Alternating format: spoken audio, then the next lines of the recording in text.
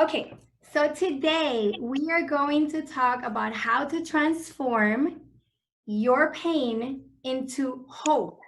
And I don't say happiness because I feel like hope is a necessary step, and we're going to transform pain into the hope that leads to joy.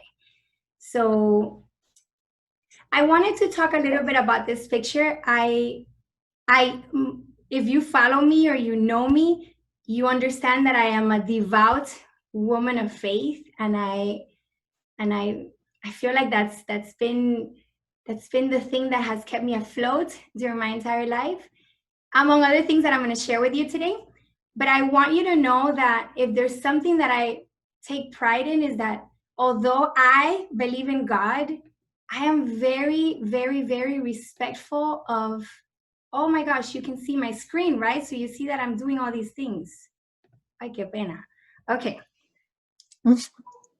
I just want you to know that even though I believe in God, whatever you believe in, if it's the universe or the electric power or the cookie monkey, whatever it is that you believe in, I respect. And whenever I say God or I talk about faith, please feel free to insert whatever you believe in place. So if it's the universe, when I speak God, you just think universe. I want you to know that I respect you. I respect your beliefs. I do believe that we should all trust in some form of higher power to overcome the pain of loss. But whatever you call that, I'm okay with. So understand that although I'm unapologetic about what I believe in, I am truly, truly, truly respectful of what you believe in. Okay. Let's do this. So today, I am going to show you how to go from the excruciating pain of losing a loved one to the exhilarating hope that leads to joy. That's my promise, and I hope that you, at the end of today's session, you feel that I've done that, because I am devoted to doing that. So I ask that you please avoid distractions. Please turn everything off. Like if you try to multitask like I do all the time, you're not going to get the most out of this. So please, please, please turn off all these distractions so that we can really, really take advantage of this. And I will give to everybody that signs up for something that I have to share with you at the end of today, a free bonus that I'm really excited about because it's the first time that I do this, and it was especially for you. So wait till the end so that I can tell you what it's all about. So you are here because you saw it on social media, because somebody told you, because you wanted to support me. But know that this message is for you if you have experienced any sort of loss. I wrote there, if you've lost a loved one, but really when it comes to loss, it's just losing your life as you knew it. If you've lost your financial security, a job, your house, if you lost your marriage, you lost someone through death or a separation, divorce, if you have experienced the pain of loss and you're struggling and you really want to overcome it, you are in the right place. If you are grieving or you feel stuck or you don't know how to get over these strong emotions, you are in the right place. And if you want to be happy again, I always tell everybody that I am the happiest woman on earth. And you're going to see in the testimonials that I guess somebody has heard me say that so much that she made a comment about it. So you'll see that in a little bit. Whatever your motivation is for being here, I'm honored to have you. I'm excited to have you. Keiko. I'm humbled by your presence here. If you guys don't mind, if you could please mute your cameras, that would be amazing. ¿Dónde fue que le diste paladio? Porque se me puso una X ahí. That's my mom, guys. Yes, that's my mom. So Está dando a cosas que no son. Mira, me puso Betsy, una you X can ahí. also mute. You can also mute Amparo, by the way. I know. It's just that since I'm sharing the screen, it's harder. Sorry, guys. You see, this is life for real. I wasn't making it up. Okay. That was my mom, and she was blaming my dad for something. Okay. Let's see. Okay, so whatever you're here for, I'm happy to have you. Que yo quiero. Mommy, can you please stop talking or mute it? Give me a second. Guys, I'm sorry. I think we're done with that. Okay. Can you guys hear me? Awesome. Let's see. Yeah, we can. Okay, thank you. Okay, so why am I talking about how to transform hurt into hope and how to find joy again? Because I'm a psychologist, I have a doctorate in psychology, and I have been doing this for 20 years. And I've witnessed firsthand what other people go through when they experience loss, when they're experiencing adversity. I've lived it with my clients, but I feel like the main reason I am showing face here and daring to tell you how to do this is because I know pain and I have experienced and endured loss myself, and many of you know that, but let's hear a little bit about what that's looked like in my life.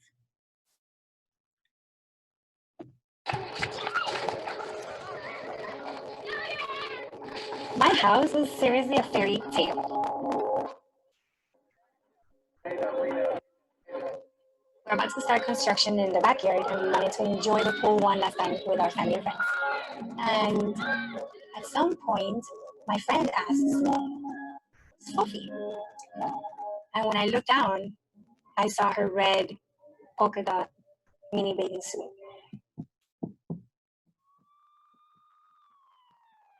At some point, I'm looking at my husband, and he was like, Sophie, come on, Sophie, you're strong. Sophie.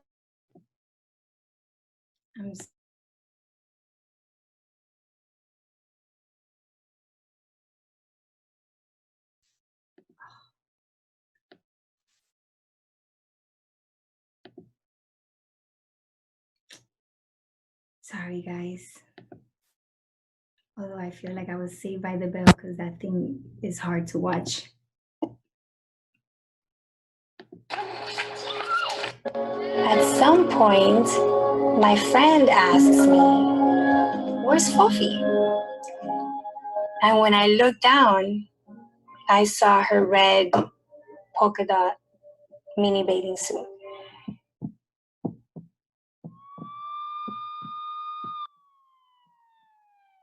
And at some point, I'm looking at my husband, and he was like, Sophie, come on, Sophie, you're strong, Sophie. You got this, mamita. Let's go watch movies after here. You know, you got this. I found myself falling on my knees by the stretcher, singing a song to myself. And to me, that was like, okay, it's not gonna happen. She wasn't gonna be saved the way I wanted her to be saved.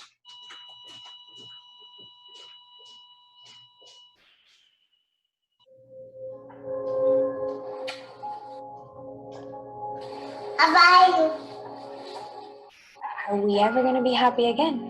Like, is it possible to be happy again?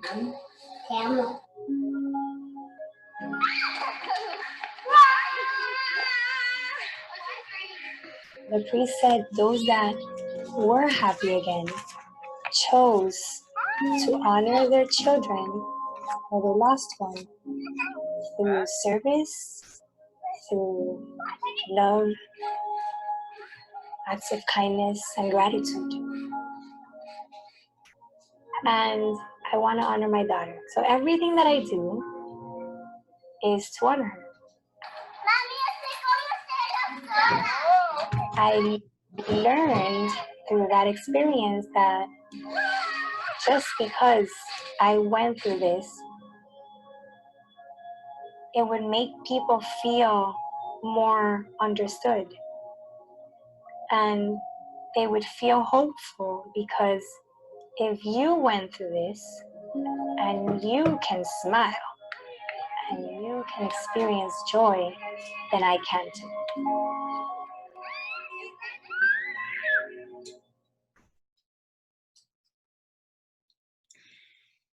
So this is why I do what I do. For those of you that are in it right now and you are experiencing the pain of loss, it's hard. It's excruciating. And revisiting it is hard for me too. But honoring my daughter through the work that I do is greater and more important, sorry guys, than whatever pain I may feel by revisiting the memories. And I will say that although like I get emotional, please don't confuse this with suffering, right? Like when I think of her and I cry and I talk about her, I do so because the memories and the inevitable attachment that we sometimes have as human beings with other people kicks in. But I honestly and genuinely usually remember my daughter with a smile on my face. And I almost feel, as crazy as this may sound, I almost feel lucky. Because who can be the mom of an angel? I mean, shit, like I'm so lucky. So I have devoted my life to honoring her memory through service. And I'll share a little bit more about that later and where it came from. But I have gone from hoping that one day I could be happy again, which I didn't think was possible, to being truly happy again. And those smiles, I know, like when we do photo shoots, especially with kids, like it all seems like a pretend and nobody knows what's really going on in that family and what went on in that photo shoot. But this, like that, the joy that you see in my family, that's for real. That's for real. I am truly, genuinely the happiest woman on earth and the mom of an angel.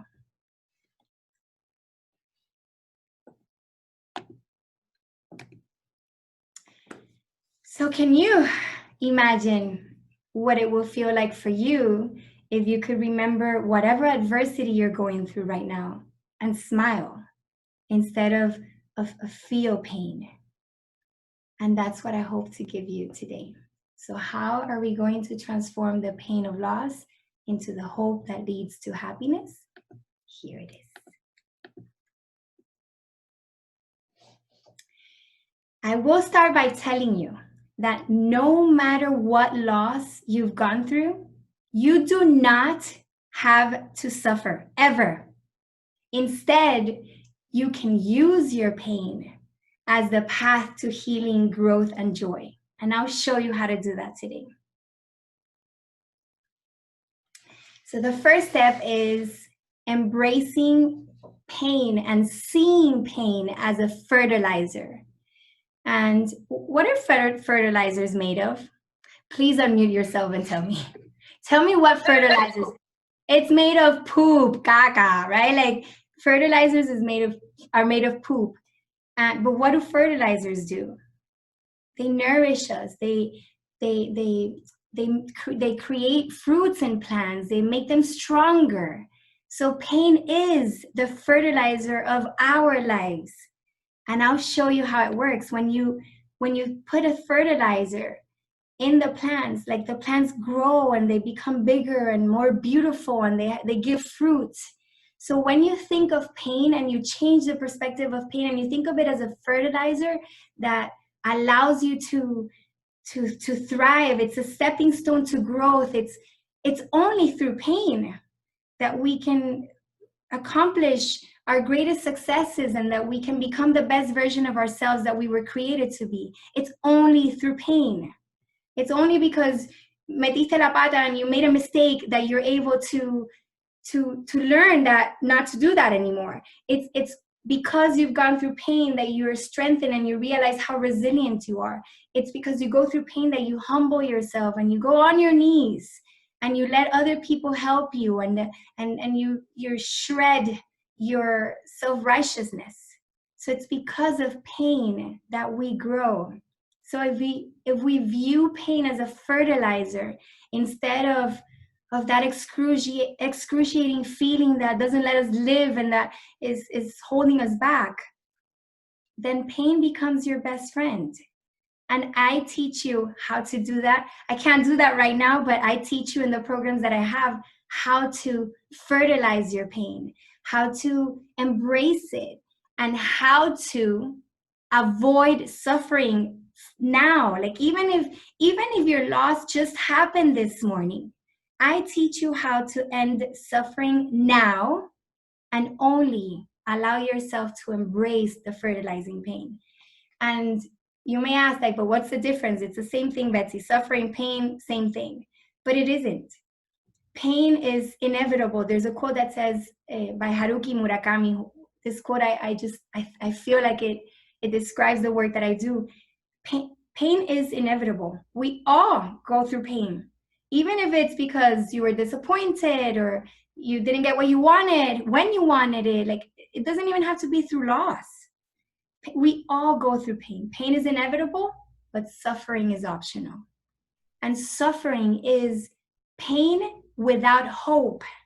It's pain that you're experiencing just because, and it has no purpose, and it's not fertilizing anything, and it's not giving you more life. So it is important to differentiate between pain and suffering, and something that I do in my one-on-ones and in the programs that I have is I help people distinguish, because many times I tell them, like, embrace pain. So then they're dwelling and wallowing on pain, and they think that they're embracing it. And it's important to differentiate and to understand that pain without hope is suffering. If you're just experiencing that and you're just riding the pain and you're allowing yourself to just, oh, Betsy says to embrace pain, so let me just be miserable forever, you're missing the point. So I guide my clients through the process of, okay, this is embracing, this is wallowing in pain. Like, pity party's okay, but wallowing and dwelling on the pain, that's suffering, and it doesn't have the same purpose and the same power of fertilizing you. So pain is not the enemy, guys. Pain is the stepping stone to joy. Pain is hope. Nowadays, because I have this perspective very ingrained in me, every time that I go through any adversity or any issue, problems, like if something doesn't go my way, first of all, I have a pity party and I freak out and I like I'm human and I get upset and angry and sad and everything, you name it, I cry. But then as soon as I let my emotion, like I let myself feel those emotions, I reflect and I think like, God, what do you have in mind for me? It must be an amazing surprise because this really sucks. So whenever I'm in the pain, I think like, man, this sucks. It sucks. I mean, it stinks like poop. It feels like crap. It's a fertilizer. So while you're in it, it sucks. But if you think about what's going to come because you're in it, then you're like, yeah, bring it on. Fertilize me all you want, God. I can't wait for what you have in mind for me. So pain is a fertilizer, and I can help guide you in understanding what that would look like.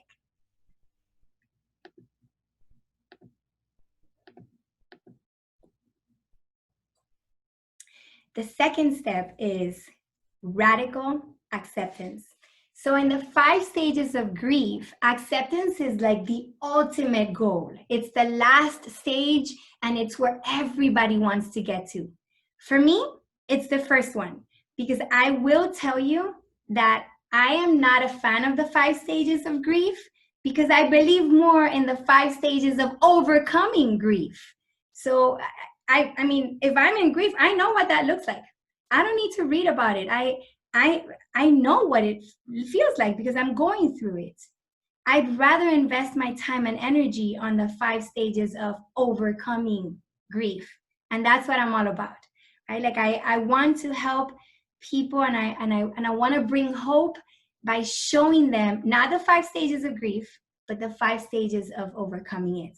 And in my curriculum, if you will, one of the first stages is acceptance, as opposed to it being the last one. And acceptance, it's not something that's going to come naturally as we hope would happen if we're following the 5 stages of grief. Acceptance is something that you actually work on. And it's about embracing where you're at and accepting the reality and the situation that you're at without resisting it. So if you radically and fully accept your loss and your situation,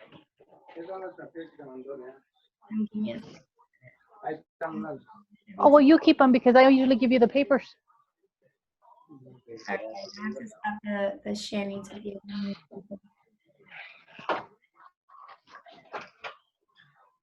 Sorry for the technical difficulties. Okay. Here we go.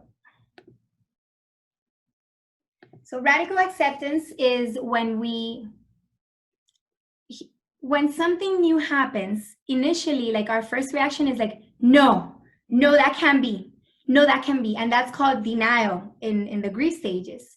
And really the reason we say that can be, or we are in denial, is because we're human beings and we need to warm up to some realities.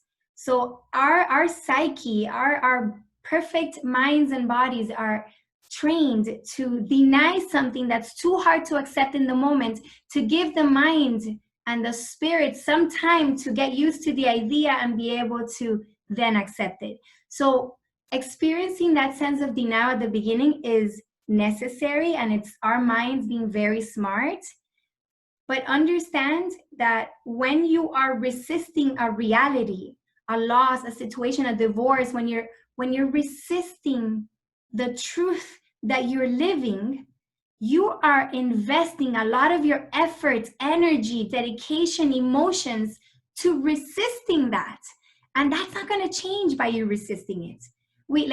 When this whole pandemic started, I had a really hard time with the homeschooling. It was like the homeschooling, I still had to work. I had more people in crisis because of what was happening. But I have to be a teacher, and I have to be the cleaning lady, and I have to be the cook, and I have to be the one that does the laundry, whereas usually I have help for those things. And I was a little overwhelmed, and I remember every time I would shower, I would complain. I can't believe this, and oh my gosh, and the time that I want to spend with my kids having quality time, I have to spend them studying, because then when I can have quality time because they're free, I have to work. And I was like complaining. I couldn't stand myself. I'm like, oh my gosh, shut up already, woman. And I remember thinking, like, Betsy, until you're not going to change anything by complaining. Schools are not going to open, and the pandemic's not going to go away because Betsy is complaining about it and doesn't like the homeschooling. And then of course I felt guilty about thinking this way, because I'm like, oh my gosh, like, really, Betsy, you're complaining about this stupidity when other people are dying and losing a loved one? Like, wake up, woman. But we all go through this. We all feel pain in one way or another, and it's okay. It's okay to feel that pain and have that moment. And that's why I put pain, feeling and embracing pain first, because it is a necessary step for acceptance. And when you intentionally choose to welcome your pain, then you process it, you allow your mind, your spirit to have the time to acknowledge that this is really happening, so that you can prepare for acceptance. So acceptance, radically accepting something, means that you allow yourself to focus on this reality, because you're no longer resisting it. But if you're resisting, you're spending all your energy on denying it, on complaining about it, on trying to change it. But we all know, guys, like, if we're in a traffic jam and we start cursing or like having all sorts of erratic behaviors, traffic is not going to go away, because we're doing that. But now we're miserable and in traffic, right? So acceptance is really important for our peace and for the ability to find joy again. The third step is interpreting. We experience life in the measure that we interpret it. So every event is neutral. Money is neutral, divorce is neutral, death is neutral, what people tell us is neutral, everything is neutral. We make it good or bad by the way we interpret it. Shakespeare said, nothing is either good or bad, but thinking makes it so. And I agree. If we interpret something in a positive light, for example, I have a client that experienced divorce, and it was the most excruciating experience. Like I although I've never gone through a divorce, I feel like I have, because I've held space for my clients while they've gone through that, and it's excruciating. However, there's another client of mine that had married someone that she never thought she should have married in the first place, and she really didn't want to be with him, and she didn't have the courage to share that with him, and then this other husband cheated on her, and she felt like the first person that I was talking to about the husband also cheated, and it was extremely painful. But then this other woman, the husband had cheated, and she felt relieved, and she felt it was like an opportunity for her to say all the things that she hadn't said as a result of that. So divorce, cheating, infidelity, like same experiences. But for one person, it was the worst pain of her life, and for the other one, it was freedom, it was relief. So everything is neutral. My grandparents just passed away last year, I'm sorry. And one passed away like after being like, he was perfectly fine, and we had just been with him. It had been his birthday a few days prior, and when he died, it was like it was really painful. It was unexpected, and we weren't prepared for it. And then a couple months later, my other grandpa died, but he had been suffering for so long, and he was already bedridden, and he had started wearing diapers, which he swore he would never want, and he could barely breathe because he had emphysema. Like it was really painful. So when he died, it was like, oh, thank you, God. Thank you for taking him, and thank you because he doesn't have to continue suffering. Same experience, the death of a grandparent. But on one hand, it was a positive thing, and on the other hand, it was very unexpected and painful. Events are neutral. What people tell you, what people do to you, everything is neutral. It's how you interpret it and the meaning that you give to it, what causes you pain. And the same is true when we have something that we haven't forgiven. The offense, like let's say, for example, like that same client whose husband, the first one that was suffering with her divorce, and her husband had cheated. Her husband had cheated, but she continued to grieve that infidelity even when they weren't together anymore. But the offense was done, like they were no longer together, so technically there was no cheating, and she didn't know what he was doing anyway. But because she was reliving the pain that she interpreted and experienced when it first happened, it continued to offend her and perpetuate her suffering. So we have the ability to interpret to our convenience and in a way that's going to serve us.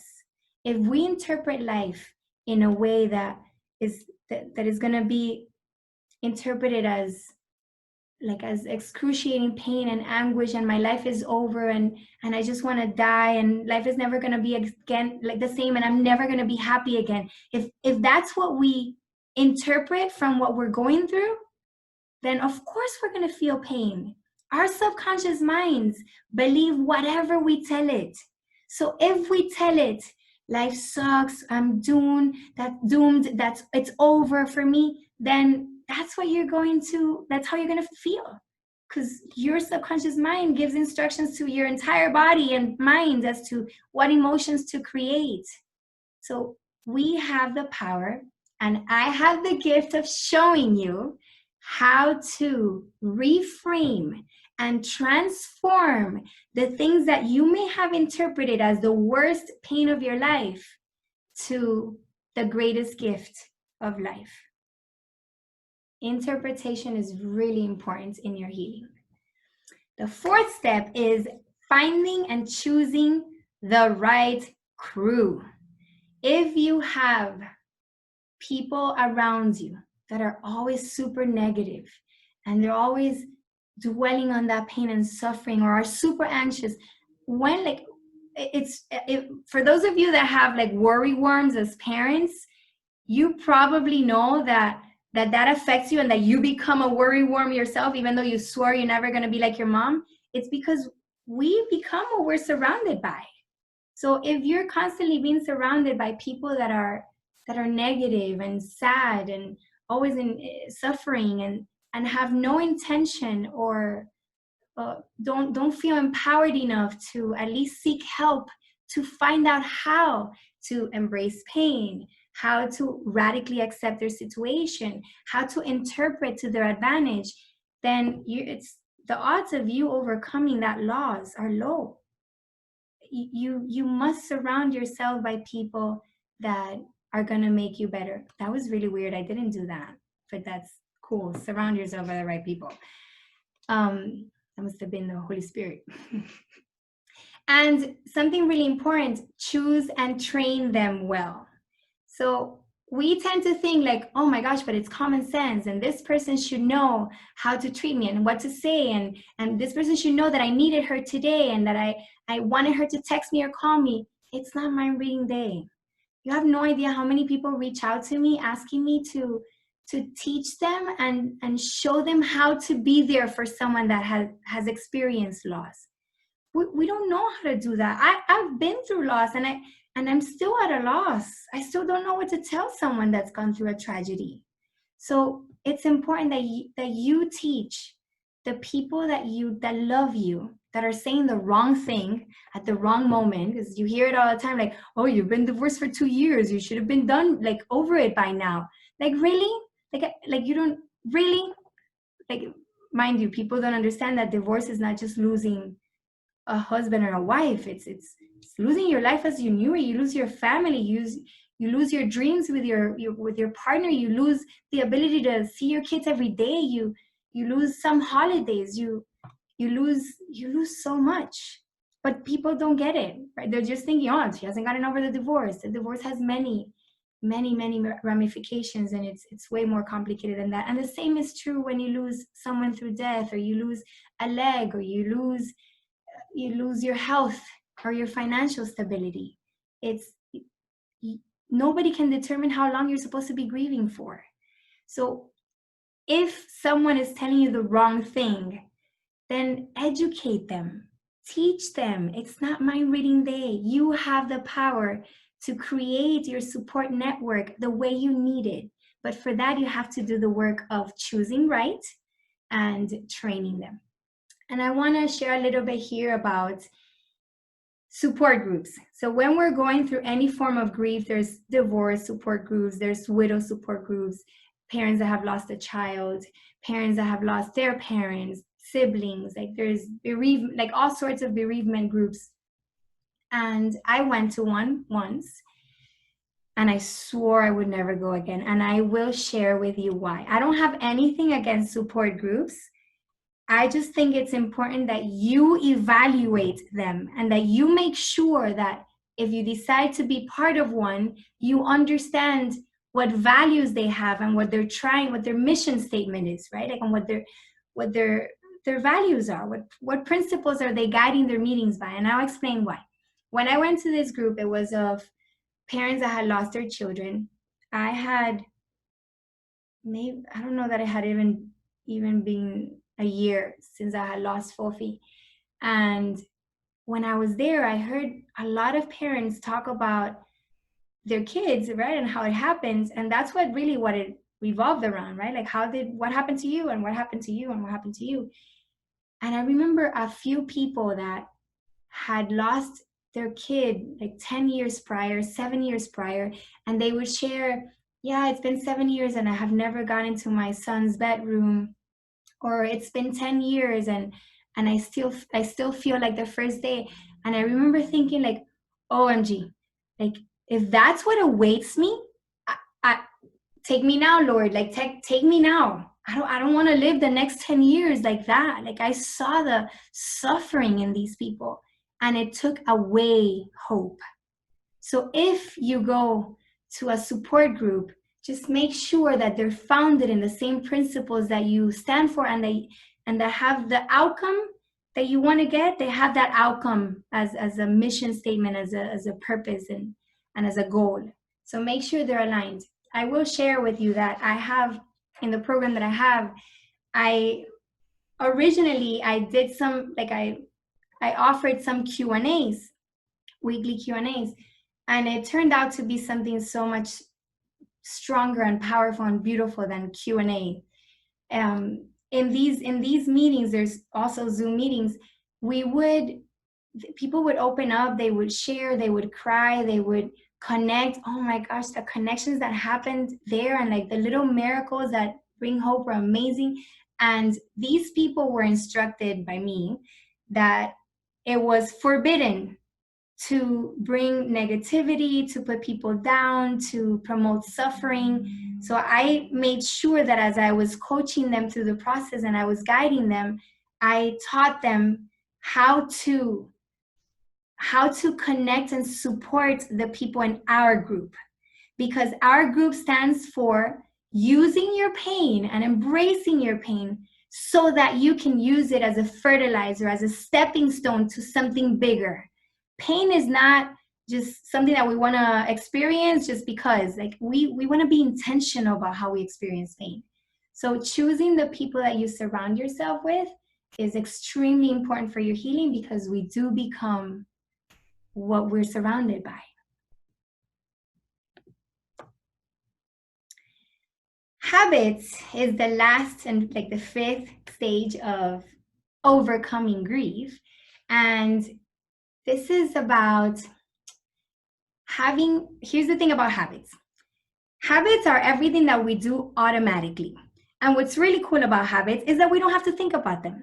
If we have habits that are ingrained in us, we don't have to negotiate. Do I work out today? Do I not? Like, oh, I'm tired and I worked out yesterday, so maybe today I can totally go without it. Or, eating healthy, for example. Like, oh, do I eat this chocolate and this delicious brownie sundae and this pint of Häagen-Dazs at 10 o'clock at night? Or do I not? And then that negotiation with yourself, like that back and forth, when you haven't ingrained those habits, consumes your energy. We have limited amounts of what people call adaptation energy, which is like willpower. So when you wake up, you have a bunch of willpower if you rested. If you didn't rest, forget it. That you're gonna wake up with already depleted. But let's say you had an amazing night. You wake up with 10 units of willpower, and you woke up a little late. Didn't hear the alarm, or you snoozed, and you were like rushing. So so the rush in the morning and the spilling of the coffee in your shirt and having to change again, and your kid like leaving the book bag and having to turn around and running to school because he was late, and like all these things that may happen in the morning, and the traffic and the meeting and the my gosh, I'm not prepared. All those things consumed 5 units of your adaptation energy and willpower. So you have 5 left for the rest of the day. By the time the night comes, you're eating the pint of Häagen-Dazs, you're not working out, you're dwelling and wallowing on your pain. So creating habits, healthy habits that serve you, is important, because you don't have to think and waste precious energy on debating whether or not you're going to do one thing or the other. Because habits are automated and you don't have to use precious brain space to occupy on those little things that happen every day of your life. And in these habits, I'm including exercising, meditation or prayer. I'm including eating healthy, because what you put in your body like affects the way that you feel, and that's been proven. Positive thinking, having affirmations that you tell yourself all the time. We don't realize how powerful our words can be.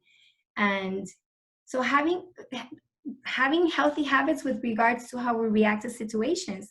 People think that anxiety is a disease or something that like, oh my gosh, I inherited it from my mom. Well, I have news for you. Anxiety is a habit. There are a lot of things that we think are personality traits, and we're like, no, but I'm like this, and I'm not a morning person, and I'm not a workout person, and I'm an anxious person. And you identifying with that is a habit. So if you have all your life learned to react to a difficult situation by freaking out, because that's what you learn from your mom and your grandma and your aunts and everybody else in your family, then you're most likely going to freak out and have anxiety because you've learned that. So the beautiful thing about habits is that you get to unlearn the old ones that are not serving you and relearn new ones that are going to help you become a better version of yourself and overcome this grief that you may be experiencing. So creating healthy habits is extremely important. I had good habits before, I guess, but I didn't have a routine of healthy habits, if that makes any sense. So I would work out here and there, but it wasn't like set on stone, like when I was going to do it, how I was going to, it wasn't scheduled into my life and my routines. And ever since FOFI, I've slowly but surely engaged in so many important habits that have allowed me to concentrate on healing rather than negotiating with myself whether or not I'm going to do something. And one of the most precious habits that I will forever be grateful for is my meditation practice. And although I call it meditation so everybody can understand me, it's really centering prayer. And centering prayer is meditation for Catholics or Christians. And the difference between that and regular meditation is that you're invoking the Holy Spirit and you're consenting to the Holy Spirit, for the Holy Spirit to come into your life and guide you. So instead of me praying with my mind, because like I told you, I talk a lot, I let the Holy Spirit pray for me because he knows best what's best for me.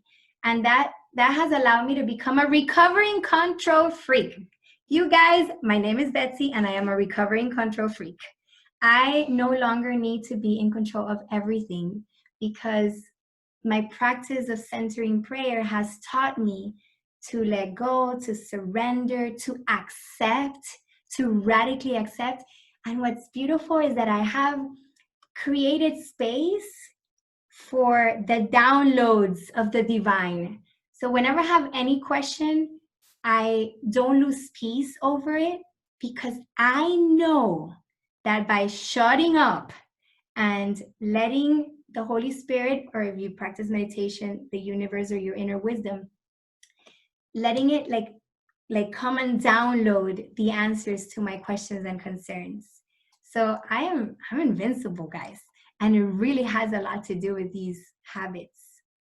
And if you want more of this, please go to carolinedeposada.com because she will help you put these in check. Okay. So the 5 powerful steps to healing and joy are fertilizing pain, acceptance, interpretation. We don't see the world the way the world is. We see the world the way we are. Team. You can be very lonely when you're grieving. So having a team that supports you and picks you up when you're feeling low will definitely make a difference. And healthy habits, including prayer, meditation, and stillness and surrender. If you noticed, our 5 stages spell out faith. So my superpower to overcoming grief is faith. It's fertilizing pain, it's acceptance, it's interpretation, it's team, it's habits.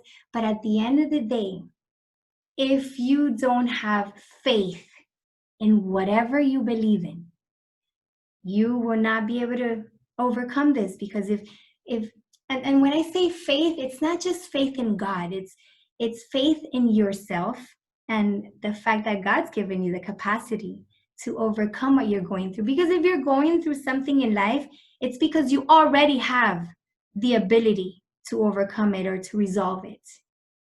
And the strength to do that, although you may not feel that you do. And it's faith in other people. If you have faith in other people, then you can trust that they're helping. Like my clients have faith in me. If they come to me and they don't have faith in me, then I can't help them.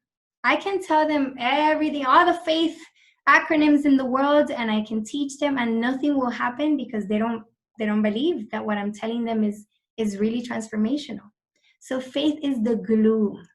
You have to believe in yourself, in other people, in the process, whatever you decide to engage in, if it's therapy, if it's this online program, if it's this acronym, if it's, you know, a spiritual director, if it's a mentor, a coach, if you are going through any process to reach that goal of overcoming your pain, then it's not going to happen, because you're not going to do all the things that you're supposed to do to be able to get there, because you don't think it's going to help anyway. So having faith is important. And I will tell you that for me, having faith in God is everything, because God hooks me up. And the way that he hooks me up is, I am not strong. I'm not strong. I'm not courageous. Like, I remember hearing that and wanting to punch people in the face. If people would be like, oh, Betsy, you're so strong and I admire you so much. And I'm like, shove the strength up your butt. I don't want you to admire me. I want my daughter back. And the reason I felt that was because I really wasn't strong. I didn't have what it took to do this on my own. I'm a family woman. I couldn't live without my daughter. I couldn't live without my daughter. But I didn't have to have the strength, because the strength wasn't going to come from me, and the courage wasn't going to come from me. And I will share, and I share this in the book I'm writing about my daughter, that when I was in the hospital after we found her in the pool, and they're trying to help her, I remember, like, I was praying incessantly, and I was like, God, give me something that I can repeat in prayer without having to think about it. And what came to mind was, I can do all things through Christ who strengthens me. And I remember thinking, like, no, I don't want that, because that means that she's not going to make it. So no, I don't want that. So I kept on praying on my own. But in hindsight, and later on, I learned, I understood that I don't need to be strong, and you don't need to have the answers now, because they're going to be revealed to you by God, by the electric power, by the universe, by the divine source that you believe in. They will be revealed to you. You just need faith. If you have faith, God will guide you. It's up to you if you choose to follow his instruction or not. I think of God, and I think of a GPS. You know how, I think I'm going to show my face for this one so I can use my hands. Wait. Okay, wait. Stop share. So when I think of God and how he guides me, I think of the GPS, because, you know, when you go to Waze and you put the address, well, first of all, you have to turn on the GPS and you have to put in the address for Waze to help you, right? Like, if not, forget it. Forget it is, you know, like, if you don't turn on the GPS, you're not going to be able to get the help. And that's the same with God. Like, through prayer or centering prayer, we welcome his help. We consent to his help. So when we turn on a GPS and I say, you know what, I'm going to go to, for those that live in Miami, I'm going to go to the Grove, and I want to go through Sunset, and I'm passing the 826, the Palmetto, and I'm about to, like, I want to continue straight because I'm going to go through Sunset, and the GPS tells me, like, hey, turn left. And I'm like, no, I want to go through here. This is how I get to Coconut Grove. And then the GPS is like, recalculating, you pass, you know, Palmetto, like, turn around and go back to the Palmetto. And I'm like, no, like, I'm going through Sunset Drive, like this, I know what I'm doing. And then you're further down, and again, recalculating, and we're so hard-headed that we think, like, oh, this stupid GPS and doesn't know anything, because I know more than the GPS. And then we get to Coco Plum Circle, which is further down on Sunset Drive, and we realized that there was a tremendous accident and the streets are closed. And guess what? We have to turn around, make a U-turn, and go back to the 826 to the Palmetto.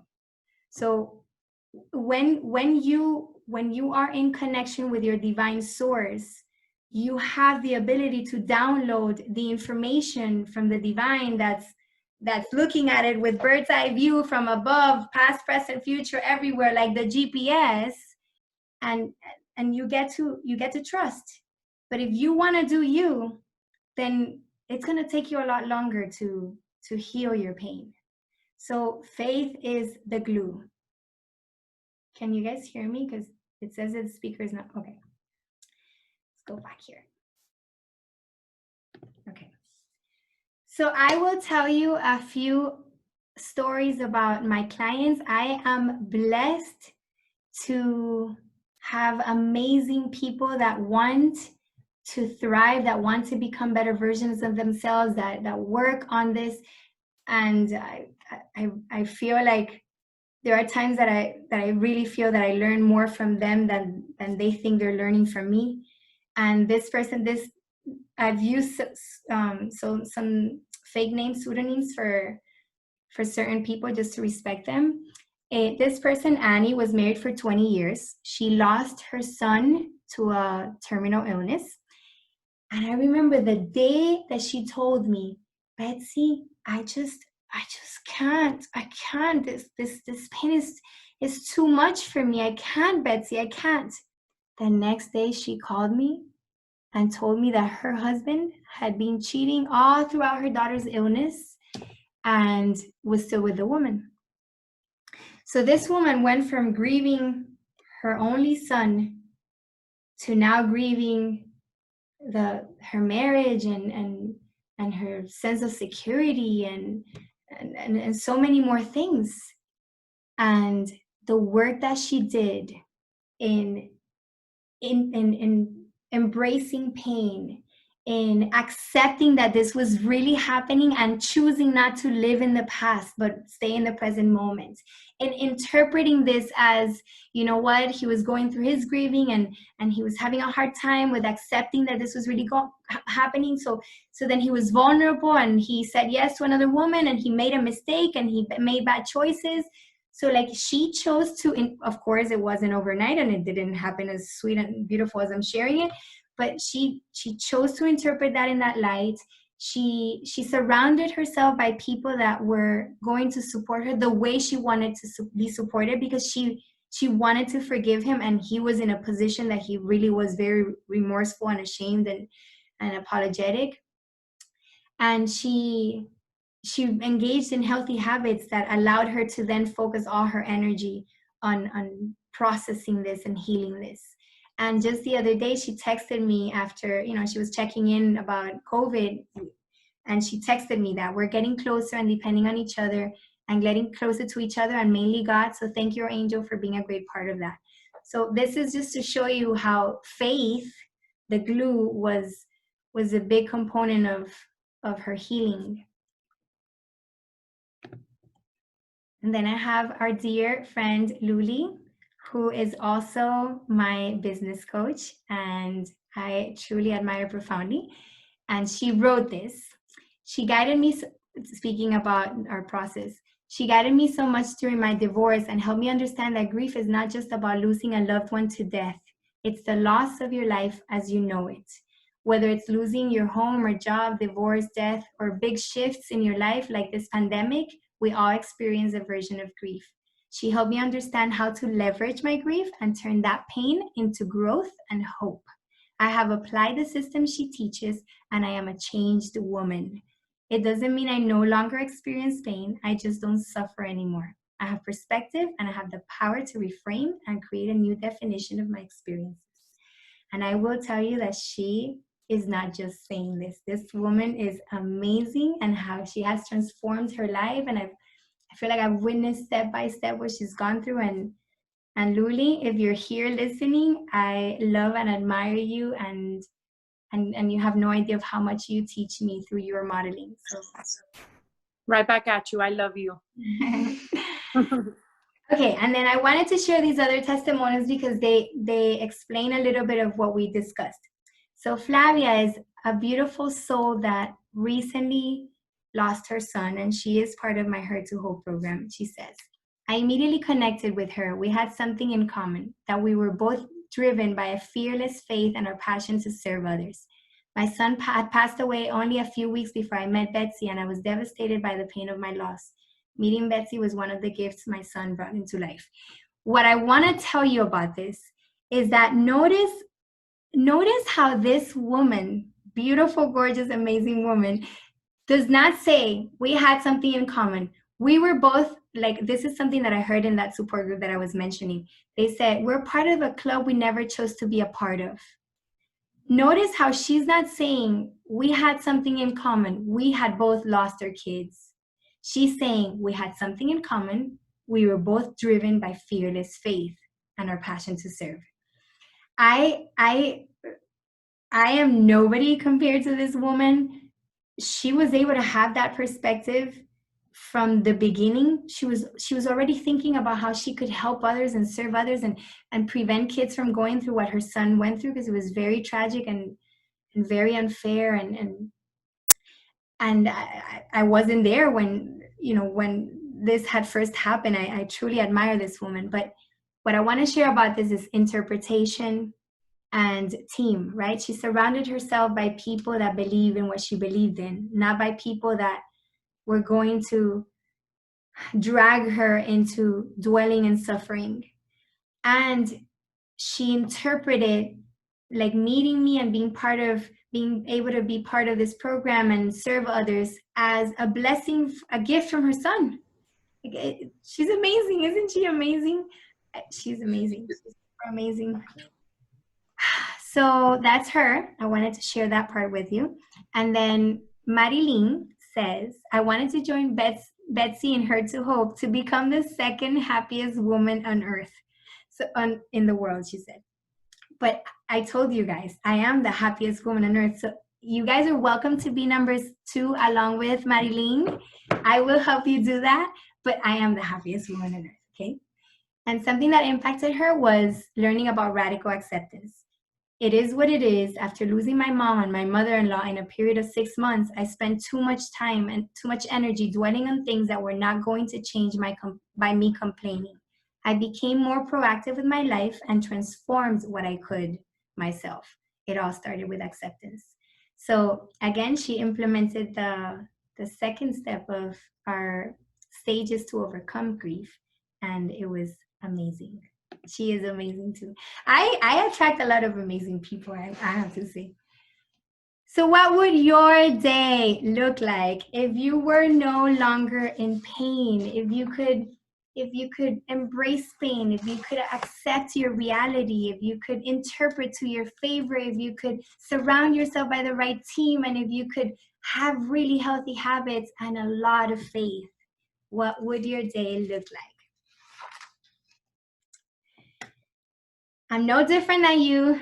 I have experienced pain, and it's been excruciating, and I know I don't sound like it right now, but I promise you that when I was going through it, I was Debbie Downer, and I was not fun to be around. I'm surprised that I still had friends. And all I wanted to tell you in this slide is that I want to share hope with everybody that will listen to me.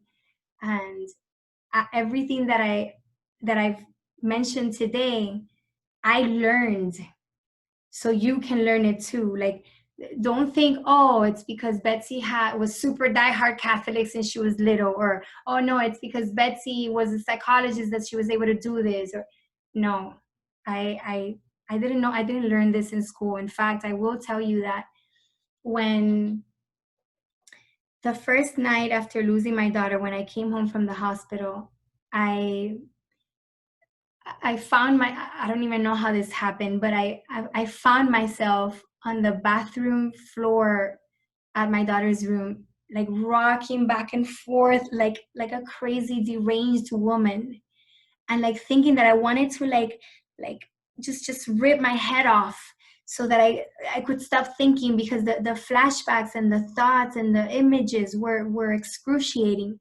And what my husband thought in that moment, because I guess he heard me or something, and he went to the rescue, he told me years later that what he thought in that moment was, oh my gosh, she's the psychologist. Like, if she's like this, what's gonna happen to me? And I don't know how to deal with her. And I love that story because it comes to show that psychologists and all, women of faith and all, like, pain is inevitable. And in that moment I was suffering. It was dark and it was hopeless. But I learned, and so can you. I learned how to practice my faith acronym, glued by my faith. And I'm happy.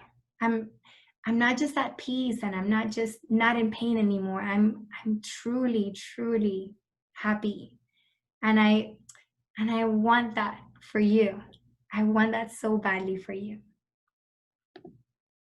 So will you let me do that for you and help you transform your hurt into hope, your pain into purpose, your sorrow into strength? I have a fellow Instagrammer, influencer, that taught me that one, and I love it. And if you're wondering how I want to do that, I have an amazing program that I have created to honor my daughter. So in the video, well, I don't think the story was there entirely, so I will tell you the story. When the day after losing my daughter, at some point I'm hiding in the walk-in closet with my husband because I was overwhelmed by the amount of people in my house, and I felt safe there. And our spiritual director, the priest that baptized all my kids up until that time, came to visit us, and we welcomed him into our secret hiding place, the walk-in closet, and we're all sitting down in the walk-in closet. And my husband, who could not imagine, along with me, that he could possibly be happy again, asks him and says, you've seen this before, Father. Like, you've seen this before. You've seen other parents go through this. Is it possible to be happy again? Can we be happy again? And the priest said, some people are happy again, and some people are never happy again. And my husband asked, what's the difference? And the priest said, the people that are never happy again believe that the best way to honor their loved one is through tears. The more they suffer, the more they loved. And that's something that society teaches us. We are taught that, oh my gosh, that woman, she's dancing and she's laughing. Didn't she just lose a daughter? Like, what's wrong with her, right? Like, we've learned that if we're sad and if we're grieving and if we lost someone, we're supposed to be showing that misery to the world. And then he said, but the people that are happy again are the people that choose to honor their loved one or their pain, because it may not be that you lost someone to death, by serving others, by being kind, by loving, through gratitude. And I remember in that moment being like, I'm going to be like the latter. I'm going to be like the people that honor their loved ones through service, gratitude, and love. And here I am. And I have done that through my career. I was fortunate enough to have a career that allowed me to be there for other people, to hold space, to show them hope, and to guide them through it, because not only had I studied it, but I had gone through it myself. But then at some point, I couldn't keep up. People would call me, and I didn't have enough time in the day to see them, and there were other people that would call me, and they couldn't afford $400 an hour of one-on-one therapy.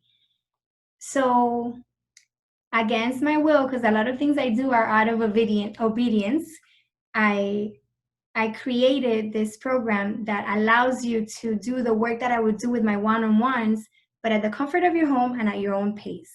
And one of the main things that I love about this program is that when I was grieving, I didn't want to go to a therapist because I didn't want to talk about how it happened. I didn't want to talk about Fofi when someone else told me to talk about her. I wanted to talk about Fofi when I wanted to talk about Fofi. And I think when we're grieving, it's hard. It's hard to go there. So feeling that we have to talk about something we don't feel like talking about is painful in and of itself.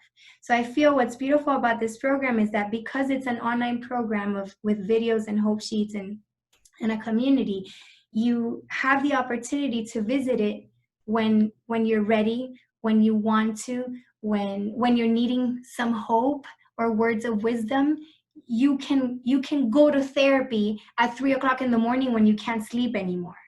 And I did this program based on everything that I have gone through with my one-on-one clients. So it's specifically tailored to people that have experienced the excruciating pain of loss.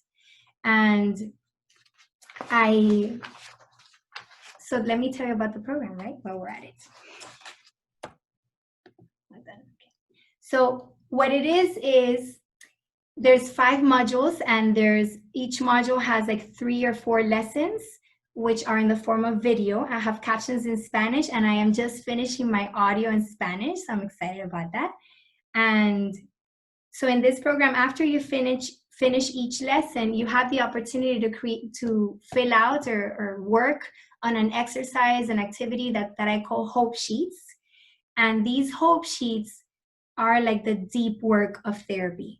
So that's when you process, and I've created questions that I would ask my clients to evolve, like to be able to open path towards the healing journey. And so then you complete those hope sheets. And if you have any questions or you still don't know how that's going to work in your life, or you don't know how to apply it, or you're confused, then we have coaching sessions that are live, like this one, but without the presentation and the slides. Coaching sessions in which you're able to ask questions and get some answers and process and create community and have your support group with people that are aligned with the values of using this pain to strengthen your life and to help you thrive and overcome it, while you're still honoring your loved one, if it's someone that died, while you're still building and creating a beautiful family if you've gone through divorce, while you're still working and having hope and engaging in experiences and opportunities that are going to help you get another job or buy another house or embrace the illness that you're going through as a stepping stone to greatness, or as a training for something better, like my friend Caro says. So this program has the modules, the lessons, the hope sheets, the community. We have a Facebook group also, like where you can see all the recordings, and you have the opportunity to also share it in with other people going through similar experiences. And here's more info about that. So my sessions are $3.95 an hour, and if you were to do the work that you do through in the Hurt to Hope program with me individually, it would cost $4,700. And I'm including the live coaching calls, which is 6 of them, and the private members only Facebook group for 8 weeks, that it'll give you like a sense of community, and the hope sheets, which I put a lot of love into. It's 100% satisfaction guarantee, because I don't like buyer's remorse. So if you ever like pay me for something that I'm offering you, like any service, and you don't like it and you don't think I'm giving you the value that I promised you, I don't want your money. Because like I said, I don't do this because it's my job. I have created this as a way of honoring my daughter, and I am doing so with integrity. So if you don't think this Hurt to Hope program was of any help, I will gladly and humbly give you your money back. So that's pretty cool, right? So normally it's $9.97, but because it's an introductory price, and I just launched it in March, then I'm doing it for $347, which is kind of amazing. So for the next 2 months, you would be part of the program, and you would be engaging in the 6 Q&As or coaching calls, and you would have the access to the Facebook group, and you'll have you have lifetime access to this too. So forever and ever and ever, you'll have access to the program and all the upgrades that we continue to do all along. And I think that's really powerful, because you can come back to a section that you may feel you need a little help with. And something that's really beautiful about this, I forgot to mention, is that people that are in the program right now tell me that they have started to use all these tools that they've learned in the program in everything in life, because loss is not just the loss of a loved one. Loss is losing an opportunity that you really wanted, or losing a job, or losing or missing an expectation. Like we can always practice all the tools that I teach there that to help you take action to overcome pain or suffering, really. So the Hurt to Hope program has all these cool bonuses. I told you, I forgot to put a slide of this. So, because I love you, and because I know not everybody has $347 off the bat, then we have the opportunity of having a payment plan of $147. Three payments of $147. And I wanted to share the bonus. So for people that join this, I did, for the first time in my life, and I'm very proud of it, I did a mindfulness meditation about embracing pain. So in it, I guide you through a mindfulness meditation. And mindful meditation means that you use your senses to experience the present moment without judgment. And so if you buy this today, I'm going to email you the mindfulness meditation. It's 20 minutes long. It's my beautiful voice, my beautiful sexy voice. Like, I used to think this accent was terrible, but now I think it's super sexy. I decided to interpret it to my favor. So you get the mindfulness meditation as an extra bonus. And okay, so if you want to join me and my crew in our journey towards healing and using this pain to overcome, to overcome our adversities and to rise up to the person we were created to be, you can go to hurttohope.com/join. And I will now open up for Q&A. Asking if they can gift it to people. Oh, that's so beautiful. Wait, I haven't been able to see the chat because, guys, I can't do so many things at the same time. Let's see. Hi, Griti, thank you. Okay, I'm just going to open it. Oh, Vale, how special. She's asking if she can gift it. Yes, you can gift this to someone. Ay, that's beautiful. Vale, when you say if you can gift it, do you mean if you can gift it to someone that you already have in mind, or are you saying that you would like to come to someone? No. I have either of them, right? So I have someone in mind, but Okay. but otherwise, if that someone says no, then I will gift it. Okay, so just a scholarship. Okay. Ah, it's so beautiful, Vale. Ah. Love You see, I'm surrounded with super awesome people. Vale is one of my bestest friends. Thank you, Vale. Okay. I love you guys too. Some beautiful messages. I'm going to read them. Okay, I'm going to have my assistant go over them to see if I need to answer something. And I will open up for your questions. So let me stop sharing here. hurttohope.com/join. Okay, so I'm all yours. We have one question. Oh, we have a question? Can you elaborate on the centering prayer and maybe share some Okay, so somebody's asking about centering prayer. Oh my gosh, is my aunt here? Titi Neida, ¿tú estás aquí? I don't know if she's... Yo creo que se salió, que estaba. Oh, okay. So centering prayer, you can YouTube it, Google it. There's an app that I'm obsessed with. It's called Hallow. Anuncio no pagado. They're not paying me for this. Hallow is a Christian meditation app, HALLOW. It's purple and it has, I think, like a little angel thing. And it guides you through centering prayer. And I think they have a couple months free. So centering prayer is a form of silent meditation. So what you do is you close your eyes, you take deep breaths, and you try to focus on your breathing so that you can be grounded in the present moment. And then you choose a word or phrase that in meditation we call mantra. You choose a word or phrase that's called in centering prayer, divine word, divine phrase.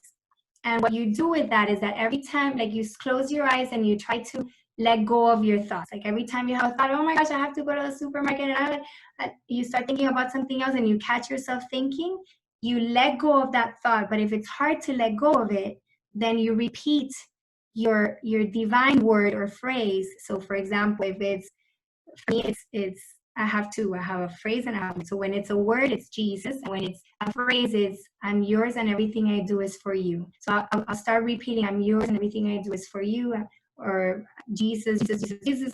And when you're repeating, the part of the brain that's in charge of thinking shuts down. So then you're able to let go of that thought. And that's why we use the mantra or the divine word. So you're just with your eyes closed, in silence, in stillness, like consenting to the Holy Spirit. So if you're Catholic, you do the sign of the cross before you start. If not, you can just be present. And you do that for 5, 10, 15, 20 minutes. I do it for 20.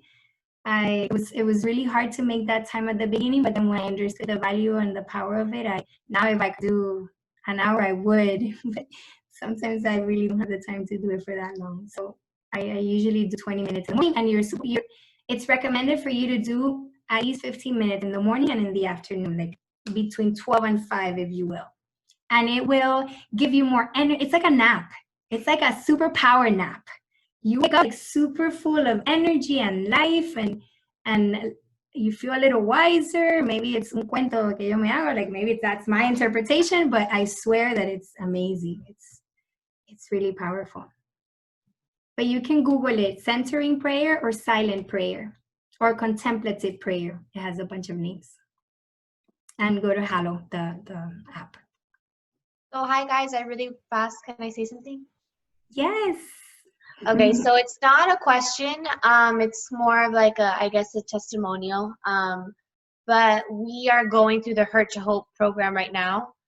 So any of you that are on the fence or know of anyone that might be on the fence of this and you don't really know how to explain it to them because you're not doing it yet, we're doing it. We lost my dad, her husband, almost 2 months ago. And for a long time, I struggled with, like, you could kind of vent to anyone. So even going to therapy, and I would share this with Betsy, even going to therapy, to me, I was kind of like, you know, why? I could vent to anyone. You know, you could vent to your phone. I write notes in my phone. But Hurt to Hope gives you the actual concrete steps of how to get from hurt to hope, which for me was a big thing because a lot of people are like, oh, you'll get through it. You know, it'll get better. Give it time. Which was a little frustrating for me because I'm much more of like okay, let me do these steps to get whatever I need to get done. This program, Hurt to Hope, gives you those steps through the videos, the hope sheets that she calls them. They help a lot too because they kind of help you realize the why, and the group meetings, the Q&As, that helps a lot too. It definitely brings it all together in like a community. But for me, the biggest thing was this gives you the how. So it gives you step 1, step 2, step 3. It's definitely a process. You have to kind of learn how to implement this in when you're suffering, but also in kind of every aspect of life too, so that it really helps you.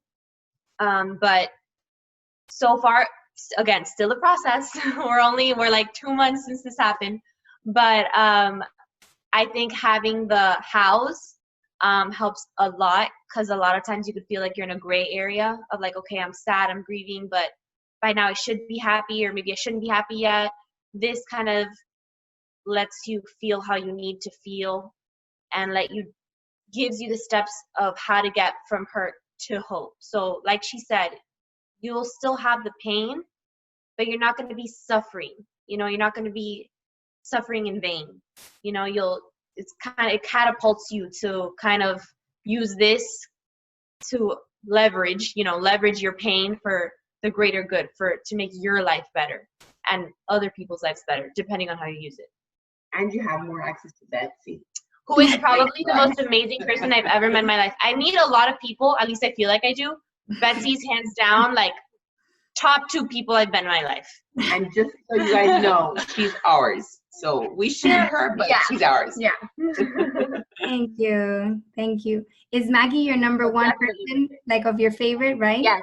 She's Yeah. my number 1. You're my number 2. Nina, my dog, is number 3, and that's like a big thing because I love Nina. Thank you for sharing that, Cristina and Maggie. I appreciate that. Luli, did you want to say something? I thought this one you were muted. Anybody else has a question? No, I was just saying yes to everything that she just said. That's all. I'm over here like applauding and like screaming and trying to mute myself and be good and listen, because as somebody who's gone through this program and was able to be guided by you for so much, it's just like I want everybody to know that there is a better way. And so many of us, and like you said, you know, society teaches us that we should have gotten over it by now, or the way that we're coping is not the right way. And you just taught me to embrace all of those things. And I also learned to sit in the dark and to sit with my pain. And I'm not good at that because I'm a really positive person. So for me, that was another really big lesson, was to be okay with not being okay. And as somebody who's in the public light, and a lot of people are inspired by me and are looking to me for that inspiration, how do I refill my cup so that I can serve others? And it was because of your guidance and because of your, you know, like I wrote in that email that you shared earlier, you know, the guidance, that step-by-step that you shared, it really made a difference. It still makes a difference. Thank you. Thank you, Luli. Okay, questions. I am all yours, guys. All yours. I think you have a question in the chat. What if online classes have been your thing? So, yeah, sorry, Betsy, I raised my hand. I thought we had to do it that way. Oh, you say I'm not techie. I'm learning this thing. Oh, it's so cute. You're such a good student. Tell me. Your name is Fallon, yes. Fallon. Can you talk about a little bit guilt and how you worked through that in your experience, or how Her to Hope addresses that? Guilt is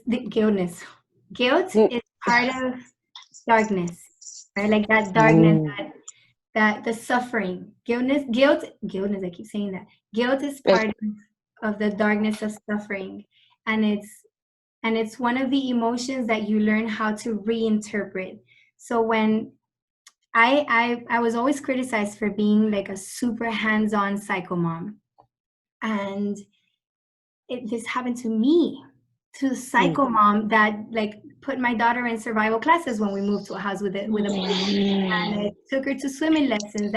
But then the week before, we were in Puerto Rico and we were in a pool in a hotel, and my daughter was very respectful of the water, even though she loved it, because of the stupid survival classes that traumatized her. So that actually delayed her progress in learning how to swim, ironically. And she was in the pool and she was holding on from the rails in the little stairs, and her feet were up and she couldn't put them down, and she got scared. And I'm like, Mamita, don't be scared. Mommy's going to take care of you. Don't be scared. Mommy's going to take care of you. And a week later, she said, look, Mommy, I'm not scared. And she would swim to me and swim to my husband and swim to the border. And look, Mommy, I'm not scared. And guess who didn't take care of her? So that image and flashback and thought like haunted me. And I'm like, I couldn't even keep my daughter alive. That was the only responsibility I had as a mom. What did she think? Did she feel abandoned? Like, what were her last thoughts? Like, this was driving me crazy. Like when I tell you that I was in the bathroom rocking back and forth, like thinking like this is why people go crazy. Like I totally get it now. It was because of guilt. So what you do with guilt is you reinterpret it so that you can rise up from it. And in Her to Hope, we talk about changing perspective and interpretation, and we use one tool that I live by, which is called reframing. And reframing is changing the way that you're looking at, changing the lens.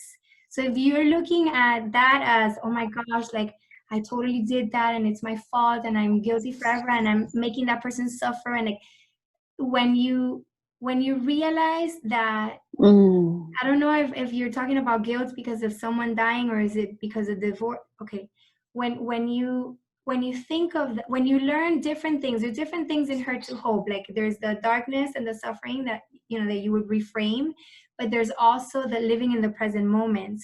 And many times the reason we experience that guilt is because we're living in the past and we're interpreting it in the light of like as if the guilt holds us from accepting the new reality, resisting reality, right? It gets in the way of us accepting.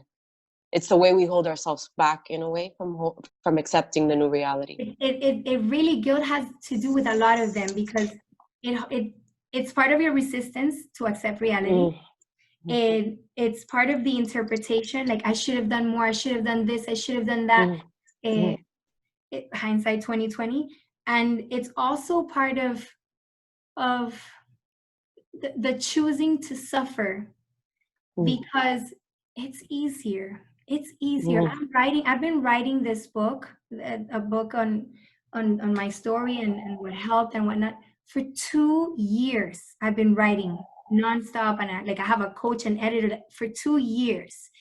And every time I'm writing, which seems like always, I'm writing about like difficult moments, I feel depressed, and I feel like for a week, and then I resist writing it, and it's so hard. And I remember at some point thinking like, I can't wait till I finish writing about this topic so that I can start writing about hope, so that I can be in a better mood.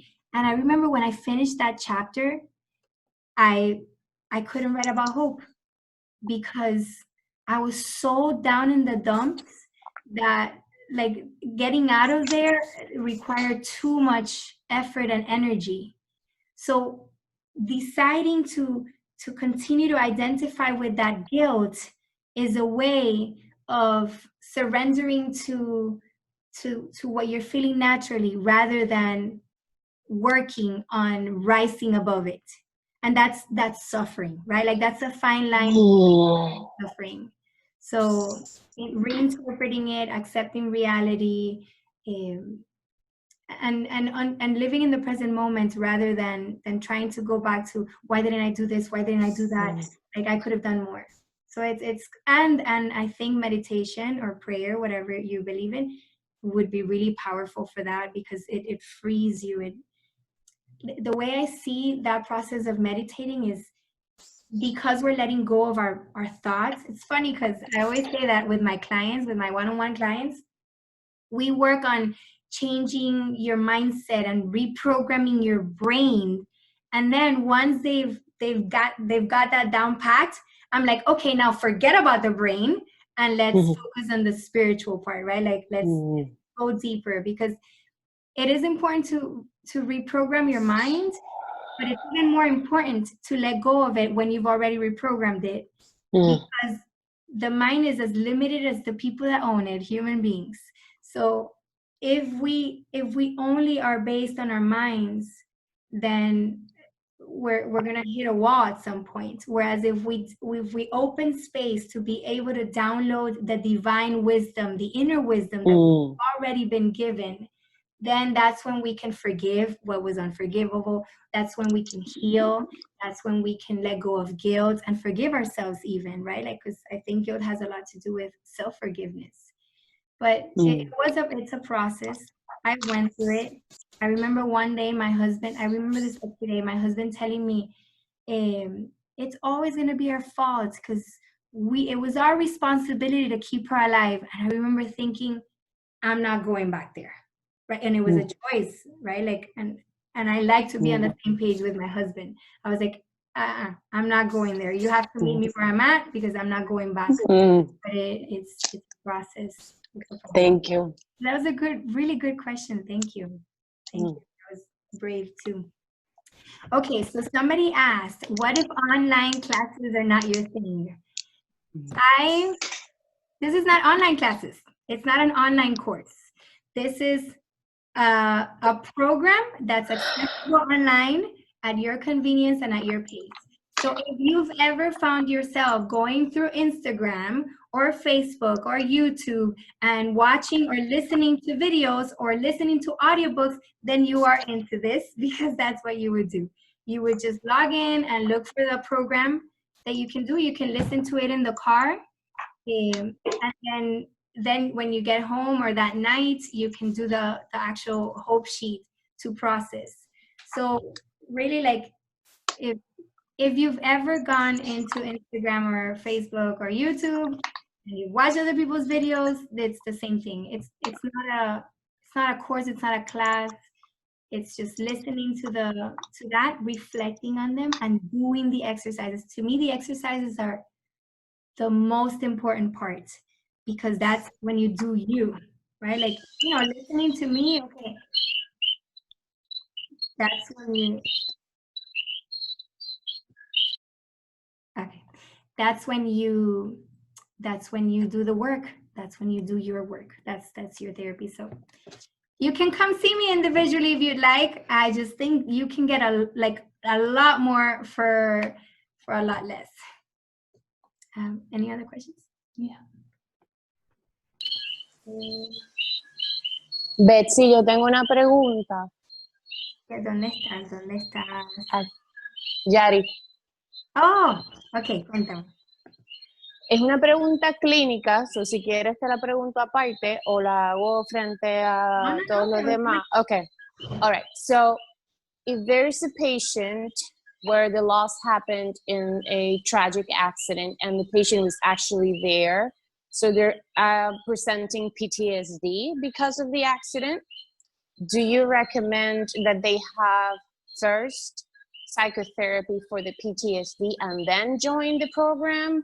Or do you think the program could handle strong PTSD, like nightmares, flashbacks, extreme anxiety, the whole deal? So do you think they should go straight to your program, or maybe they should just do, calm down first the nervous system before they join the program? Because they don't have you. They have your voice, but they don't have you present. Oh, they do have me. They do? On a weekly basis, I do live coaching calls, and like we all share like whatever questions they have. If they don't know how to apply something. Guys, those are cookies from Puerto Rico. Sorry. I'm so sorry. They're so loud. Oh my God. I can't. So beautiful. I can't shut them off. I have a cool story about cookies. I had a friend from California that I would talk to on the phone, and I was so proud of my cookies, and I thought it was the most beautiful thing and sound. And he's like, "What is that sound?" I'm like, "Oh my gosh, these are like little frogs, and they have this song and music, and it's like a Puerto Rican thing." And he's like, "Well, they're very annoying." So I'm done with the question. So I'll just mute myself. Okay. Thank you for the question, Daddy. Okay, so first of all, I'm not a fan of diagnosis, right? Like, I'm not a fan of like, oh, this one has PTSD, this one has anxiety, this one has ADD, this one has depression. Like, I always say that I don't work with depression, I don't work with bipolar, I don't work with anxiety. I work with human beings that are struggling and are having a difficult time with something. So having said that, I really don't give too much importance to the diagnosis, but I understand that when we communicate among colleagues and we share a diagnosis, what we're really trying to say, like, hey, this person is suffering from XYZ.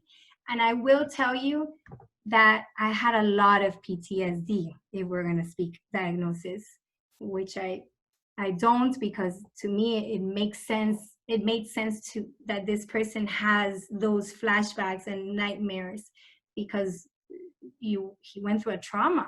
I mean, Of course, absolutely. super traumatic. So the program, yes, it's my video and my voice and whatnot, but we have weekly sessions in which we apply what they've listened to the specific lives, right? Like of the person that are attending the program or the online coaching.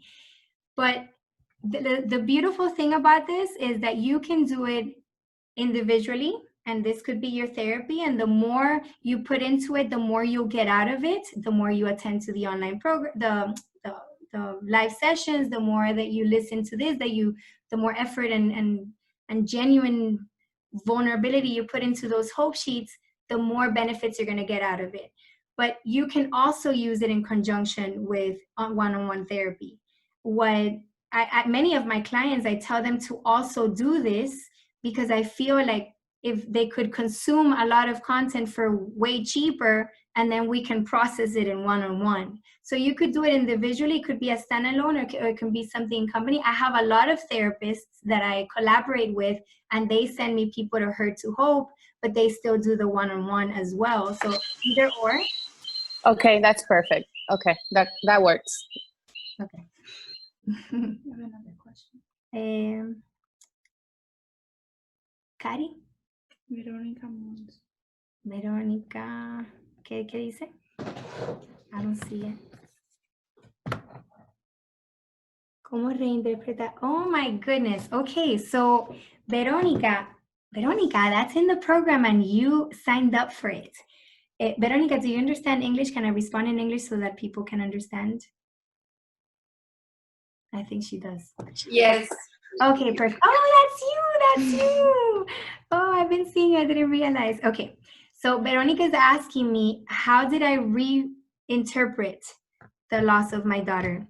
And this is part of the program, so it's kind of cheating, but I will tell you. When I lost my daughter, I was the grieving mom that lost a daughter with a whole bunch of other titles and names and traumas and diagnoses. When I reframed it, now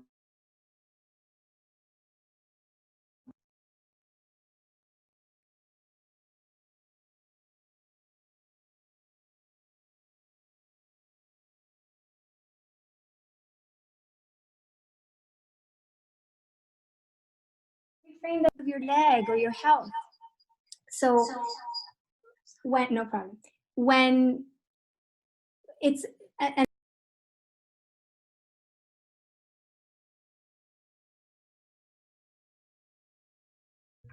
You're muted. Betsy está en mute. You're muted. sorry, my assistant muted me. Oh, now I'm here. Ay. So let me mute this.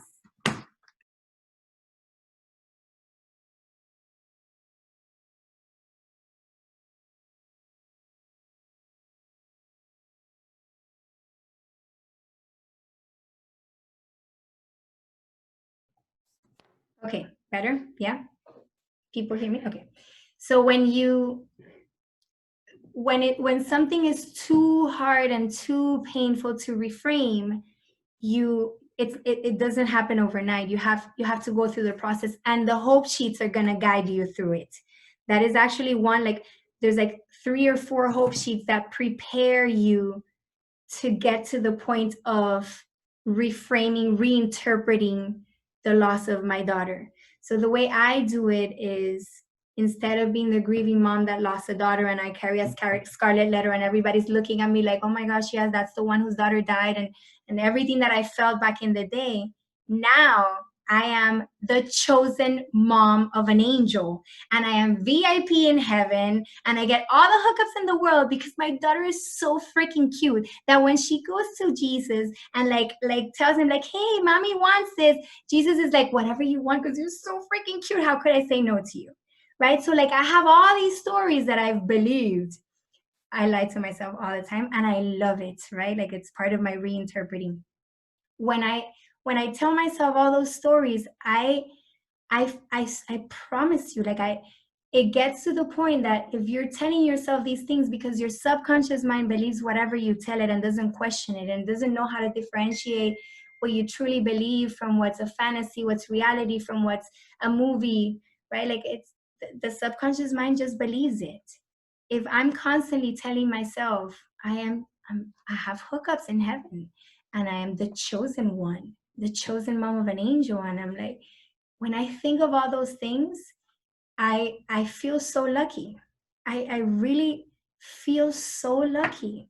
And I think that if you lived in my home for a week, you would see how lucky I am. My kids understand death. They're fearless about death. They believe in heaven the way I never knew until this happened, right? Like they're pure. They have a relationship with her sister, even the little one that was born after her death. They have a relationship. They have an angel Fofi prayer that they have to say every night to be able to go to sleep. They understand the importance of service, and they know that words matter. They know that what they tell themselves matter. So because we went as a family through this loss, we also have abundant love in our families, and we have perspective, and we're unfazed by the little things. So, you know, my son wanted to stay with my nephews last week when we went to Georgia, and he stayed there for a week. And when the girls saw him, they went and hugged and embraced him. And it reminded me of a hug that Fofi had given Chi-Chi the first day of school because she missed her so much after like just a few hours. And I thought, I feel so lucky. I really feel all that is a result of what we've gone through as a family. You know, when I put my kids down to sleep, the kiss and the hug that I give them as if it were the last one, but not because I'm scared that they won't wake up, but rather because I understand what every kiss means after you've lost it. So, you know, losing her made me the luckiest woman on earth. You know, like it strengthened my faith. It gave me the opportunity to bring hope to other people. This is 5 minutes, woman. In 5 minutes, I'm going to be in heaven with her. So whenever it's really hard, I visualize, and this is something else that I teach you in the program, I visualize something that gives me hope. I go there through my visualizations and meditations, and it gives me perspective. And one of the visualizations I have is that, like, I'm with her and I see her and I think back, you know, like, you know, when you were breastfeeding and you were like, oh my gosh, this is impossible, a whole year, this is crazy, and you can't imagine, like, or when you're starting grad school or college and you're like 4 years, 10 years to be able to get that PhD, that's crazy. And now I don't think about the 10 years I spent in school, and I don't think about the breastfeeding, and or parents that, like, whose kids go to college and they're like, oh my gosh, I'm gonna miss them so much. And then they graduate, they come back, they get married, have grandkids, and you don't think about the 4 years they were in FSU, or, you know, like, you don't, those things were 5 minutes. So I won't be with her for 5 minutes, but one day I'm gonna be with her forever and ever and ever and ever. And I'm gonna look back on this and be like, ay, que come mierda, ¿tú te acuerdas? You remember those 5 minutes that I was like dwelling and crying and suffering, and here I am with you forever? No, I'm not staying there. So that's how you reframe losing her.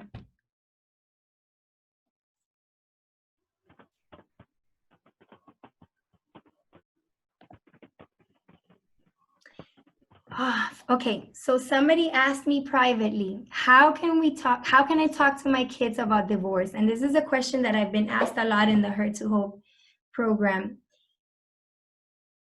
And really the answer is it depends, right? Like, but the general response to that, something that I will tell anybody, that's to me, it's universal, is with the truth. Now, when I say with the truth, what I mean is you tell your child the truth, but you tell your child as little as possible and as much as they're asking. So for example, oh, what's happening? Like, or, you know, like, why are you getting a divorce? Oh, mommy and papi, how old are your kids? I don't want to say the name because it was private. It's 7, 8, and 9. Okay, I'm waiting for that response. But you always speak to the truth, but you tell them the minimum possible to satisfy the question.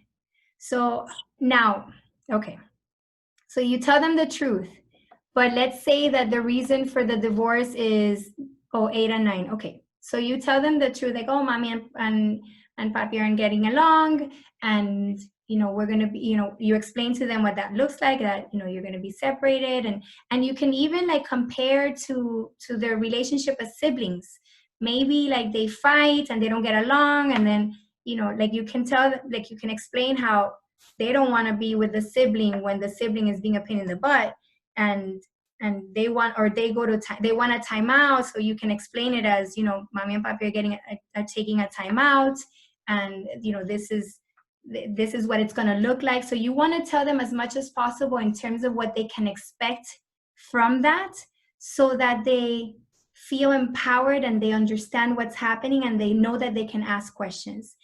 Now, let me tell you, when I say that you must speak with the truth, I don't mean that you tell them everything of your intimacies or the reasons as to why you're getting a divorce.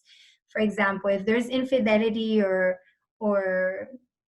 something that the kids don't need to know right now, I do not recommend you give those details.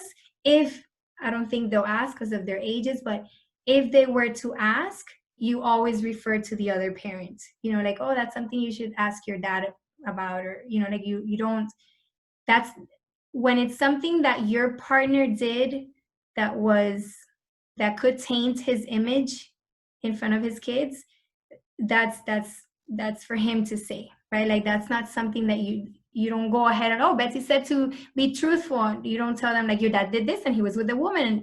No, but you do tell them the truth. This whole thing of, oh, daddy's traveling.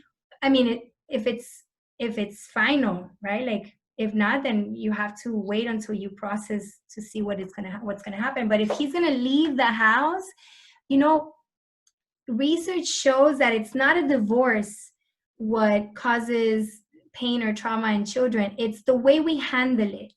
So empowering them with information is of essence, so that they know what they can expect, and they can feel as though like, okay, so this is what's happening and this is when it's going to happen. If you can have a calendar, and, you know, like if you already have a schedule of when they're going to be with dad and when they're going to be with mom, like you can write it there. They just use as many visual and concrete systems to help them understand and anticipate, because the kids are empowered with information when they know what's going to happen, but they start feeling insecure if, you know, they thought they were going to see dad today, and then suddenly he's not going to see dad, and then mommy was okay, but now she's crying. And that's another thing. Like, one of the questions I get asked is like, how do you deal with your kids when you are grieving yourself? And I think it's important that you shelter them from the bulk, right? Like that from your grief as much as you can, but that you allow yourself to grieve in front of them sometimes, because in doing so you become human. You model for them that it's okay to be sad, and you give them permission to be sad. There were times that I told my daughter, like, you know, Chi today, for example, one day we had a mass for her birthday, and I told her, like, mamita, if you see mommy crying today, it's because I miss her so much. So I prepared her and I let her know that this is why I'm crying, so that she doesn't have to like make up stories in her mind. And I wouldn't tell her like, oh, like, you know, whenever I cried, I wouldn't tell her like, oh, I have something in my eye or I have allergies. No, I would tell her I'm crying because I miss her. And I'm crying because I feel this way. And you have no idea how beautiful it was, because many times she would tell me like, oh, but mommy, you don't have to miss her because she's in your heart, remember? Or, you know, maybe your kids give you feedback and tell you how okay they are. And here you are grieving and suffering, thinking that they're not, because we tend to view the world the way we are. And and we think we know how our kids feel and are supposed to feel, but kids are so resilient. They're deliciously resilient, and they really have the ability to bounce back when things like this happen, and you have a lot of power in helping them do that by guiding them and navigating this with truth and information that's going to empower them with knowing what's going to come next, and when's going to happen, like what is going to happen, right? Like when each thing is going to happen. Did that answer your question?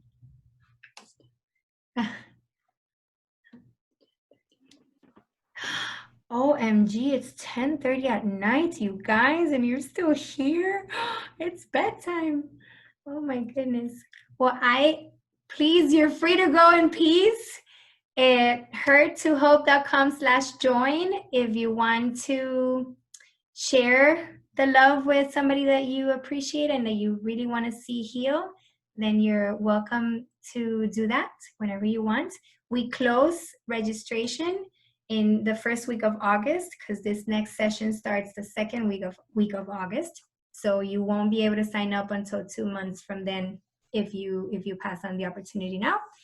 And I really appreciate it, and thank you for being here. Oh my gosh, go to sleep. I'm sorry. I'll stick around anyway in case somebody wants to answer any question. And I just want to make sure I make myself available. But I have a question. Guys. Was that Austin? Austin, that's very mean. He took a picture of me like. Oh goodness. I have a question. Gosh, Austin, that was not nice. Oh goodness. Bueno, guys. Love you, Betsy. Love you. Have a good night. Thank you for being here. Bye. If anyone else has something, I'll stick around until you all go to make sure that I have a question. answered. Gotti, did you want to say something? I have a Ah, question. you're muted. I think Arlene wants to ask I you can't hear something, and you. then I'll ask you something. What was that? Arlene wanted to ask you something. Oh, I think she's still on. And then I'll ask you something. Okay, I don't see Arlene. Yes, thank you. Wow. Okay, my question is actually related to the subject you just hit. We had, I had a loss last year in September. We lost a son. And my struggle is because we already have a son who's of age where he understood what happened. My question is, how do I reconcile us maybe wanting to try again when we did a lot of process, we did grieve together as a family, we went through it, but he still seems a little standoffish to the idea of maybe having siblings again because he already lost one. How do you help navigate? Because he's only 8. So you know what I mean? It's not like he's older where I can really talk to him and be super, super open. Or do I sugarcoat things? How do I navigate that with him without, I guess, shocking him too much? Or is he already shocked because he's already been through grief himself at his age? Has he specifically and directly told you that he doesn't want to have a sibling, or is this your assumption? Like you? I asked him because, you know, I wanted to see how he felt about it. And he said, because we've had 2 losses. I had a loss before him, and then I had a loss last year. Last year was pretty traumatic because I ended up losing at almost 6 months. And, you know, and it was one of those situations where, you know, it was very traumatic. I labored. I know those are not the technical terms, but I labored, I gave birth, you know, all that, to unfortunately a deceased baby. So I asked him, how would you feel, you know, if we tried again? And, you know, obviously I kept it very light, very positive, because it is, you know, a new life is something very positive. And he, because he knows about my prior loss, he said, I don't mind, but he said, I already have 2 brothers in heaven. I don't want 3 there. So as a mom, I was like, okay, forget it. like, forget it, I'm not doing this.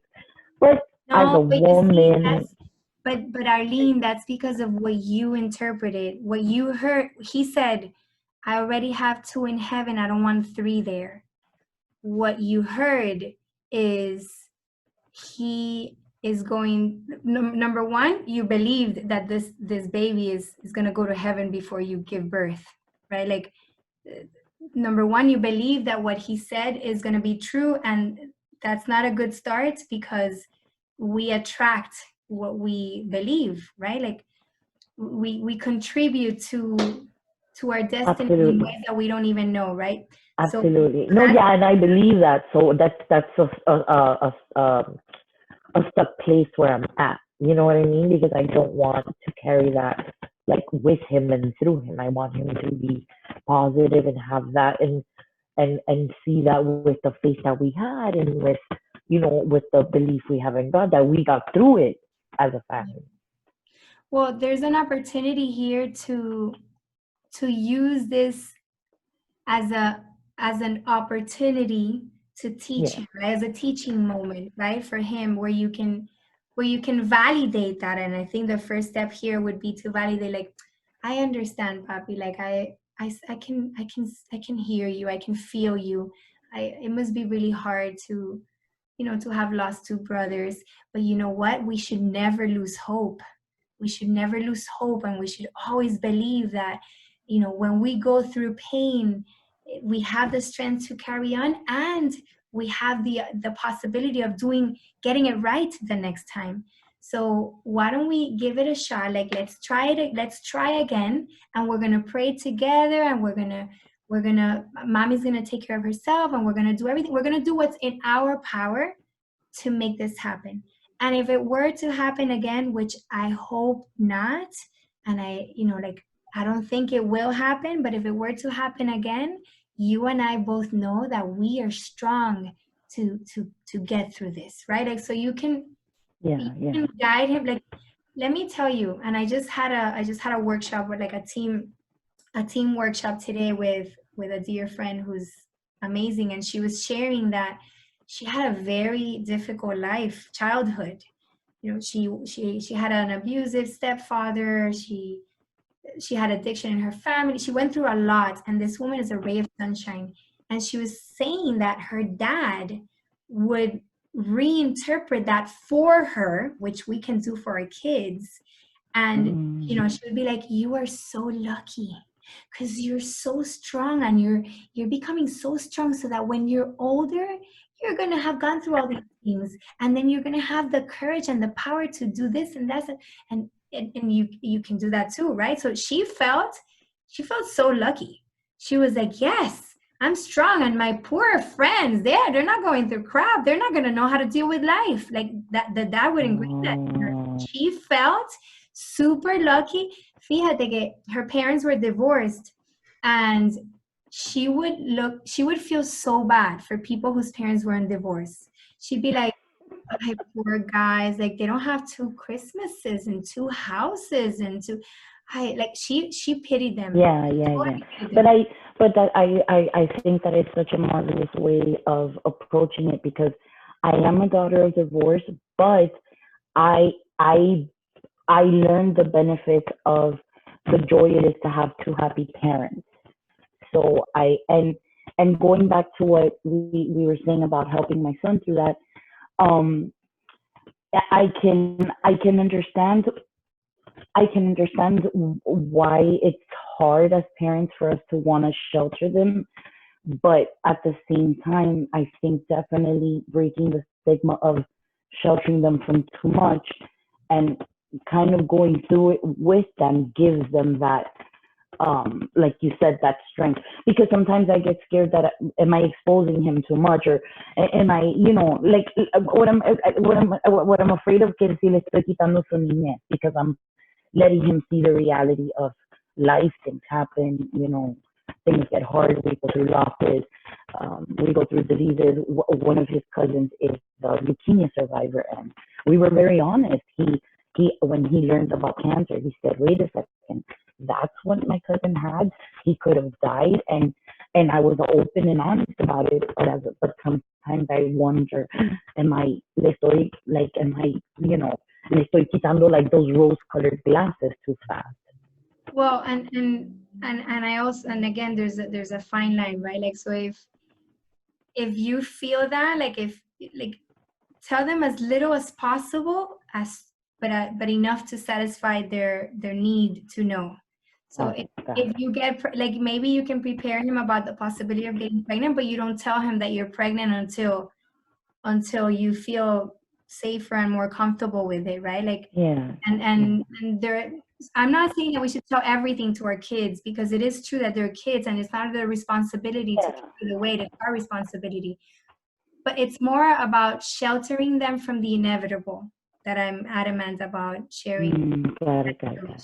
But definitely, if you can shelter him from something until it feels better, then that is the role of a parent, to protect. Like until he's confronted with the situation. Right. And then you're there and you guide him through it. Gary. Thank you. Thank you, Aileen. Actually, I'm a part of Gano's challenge group. And also a friend of Christy Ortiz, and they both talk like super wonders about you. So they thought it was a good idea for me to jump in the webinar, because both of them know a little bit about my story. I'm going to make it quick because I know it's getting late. But basically for me is, I became a widow 20 years ago. Okay. I had my 2 little ones who were 4 and 5 when he passed. Now they're 23 and 24.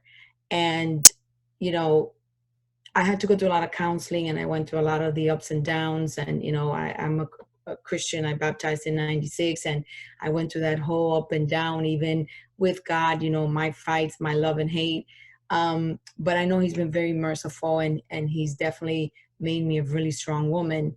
But then I remarried years later to a police officer. It was a tough marriage, toxic, physically abusive.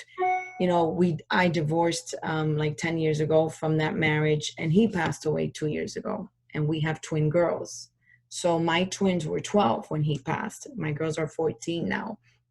And for me, it's more to ask you if, Hurt to Hope is something that you think. I was thinking more of doing a one-on-one with you, because there's so much in between that time period emotionally for me as a woman, as a mother.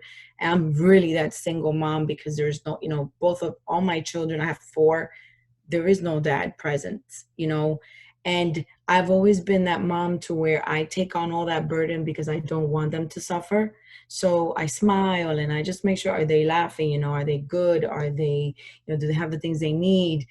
I try to teach them all these morals and foundation. You're not a victim, you're not the only one who loses a dad. And, but sometimes I feel that I've been so strong-armed with all of that I've hurt myself along that process, not grieving properly. And you mentioned something about the patient of yours who she married for the wrong reasons and didn't really say it. I did the same, and it cost me a lot of emotional and physical stress, because I married somebody that I really didn't want to marry, but I did it more to put like a father figure for my kids who lost their dad. So for me, it's more, do you think that, Hurt to Hope is more of something that I can feed off, or would it be more where I would need to see you on a one-on-one? Because like I said, there's so much in between, and this goes all the way back to my childhood, of not, my mom's divorced, my mom and my dad divorced when I was 6. He was never a father figure in my life. I basically grew up without him. He passed 10 years ago. There was so much hurt when he passed, and he asked for forgiveness. But it's like the day he was dying, he asked for forgiveness. So I was left with all that and it's just so much that just starts like building up. And like I said, I'm a very strong, faithful woman. But, sometimes that faith is like, it just like, you and faith kind of just collapse sometimes.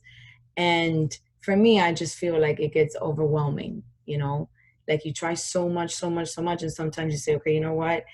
Something's got to give. Like, I'm done, and I'm not a quitter, but I do realize that, you know, and I think this is Christy knows a lot of my story. And she says, you know, you should definitely, you know, hook up with Betsy. I think that she can help you in so many different ways. Because like I said, it's just so much in between, you know, from childhood. I'm 42 and it's just been so much, you know, through that trajectory of my life that it's like, I just want to be able to find that peace. And like you said, for me, is to find my happiness again, you know, and to be that woman that is truly deep happy, not just smiling in the outside for everybody else. And I influence so much everybody else, but sometimes I question, you know, am I really feeling that? You know, like, am I really the person that I'm projecting out to others, you know? So that's kind of my ordeal. Wow, that's beautiful. Thank you for your vulnerability. That's amazing. I admire that. So Her to Hope will help you get started, but what you're looking for is more comprehensive, I guess, if you will. So if I guess the answer depends on your resources, right? If money is a limitation, then I would tell you definitely start with the Her to Hope, because you'll be able to see how much you're able to process and heal by implementing all the tools that I give you, and by doing those hope sheets, which is a form of therapy, like those they're reflections and they're. So once you do all that work, you'll have a better idea as to what you're still lacking and where are the voids that you need to continue working on.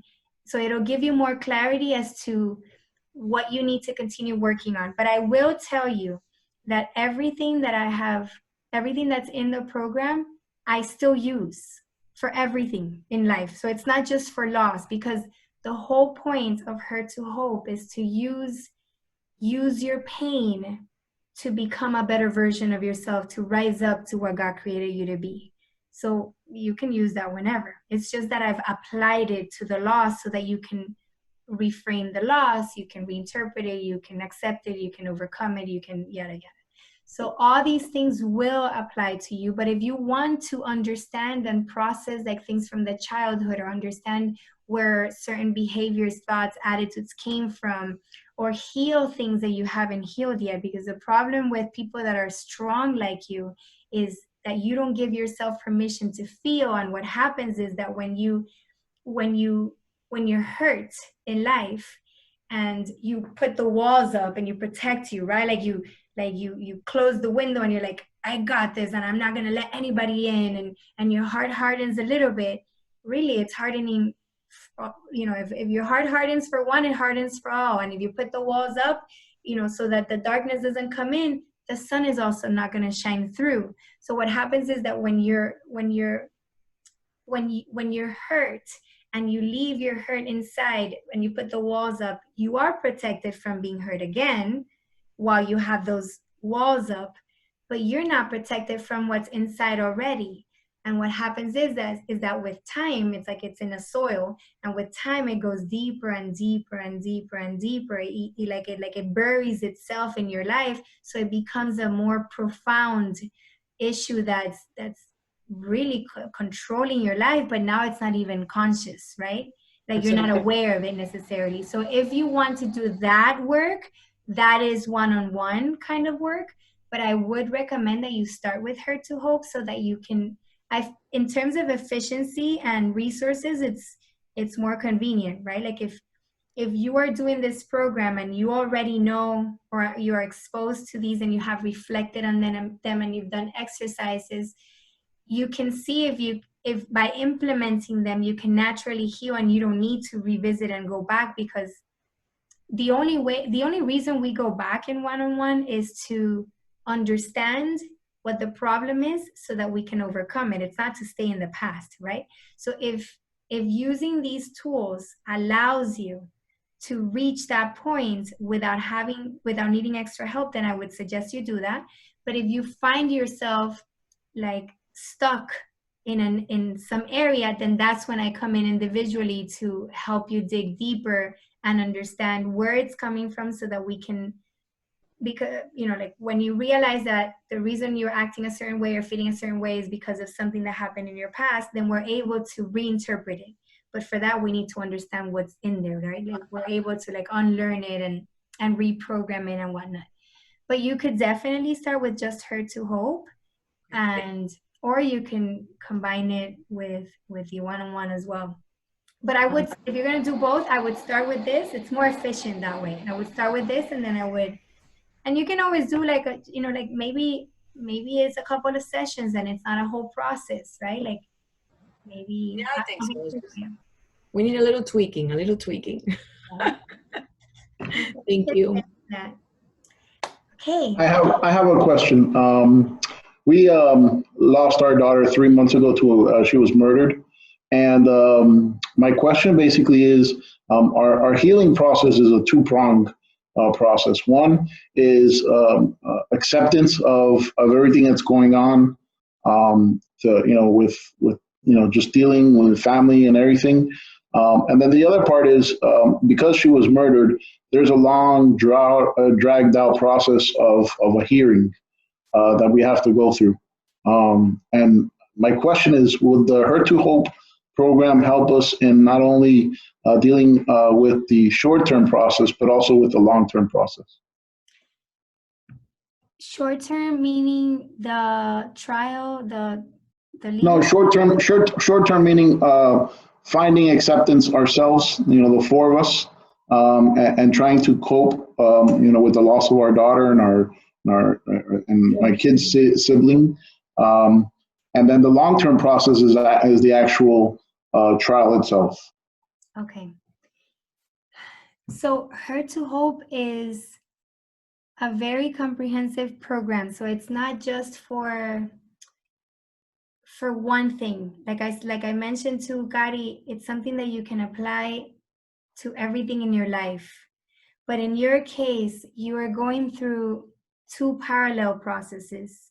And I have guided other people through that in individual therapy. And I feel like in a way I went through that because to me, the most traumatic part of, not the most traumatic, the darkest part of losing my daughter was how it happened and the ideas that I had about it, right? Like the flashbacks that I created, the images that I created, and that's me. For me, like for you, it's images that you've had to hear about, so they're even more real in your mind, right? Like you've heard news about this, there's reports about this, so then it's that much darker, if you will. And for me, I couldn't do the two things at the same time. And I didn't know this. I know it now in hindsight.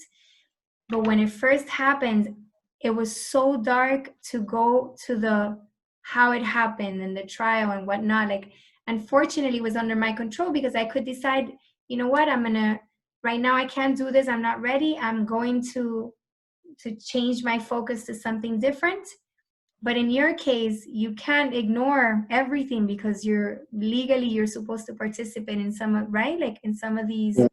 Yeah, we have an option, but obviously, we want to make sure that the two people that are responsible for their basically everything we can to pour into making sure that they're found guilty. We want to be part of. I hear you.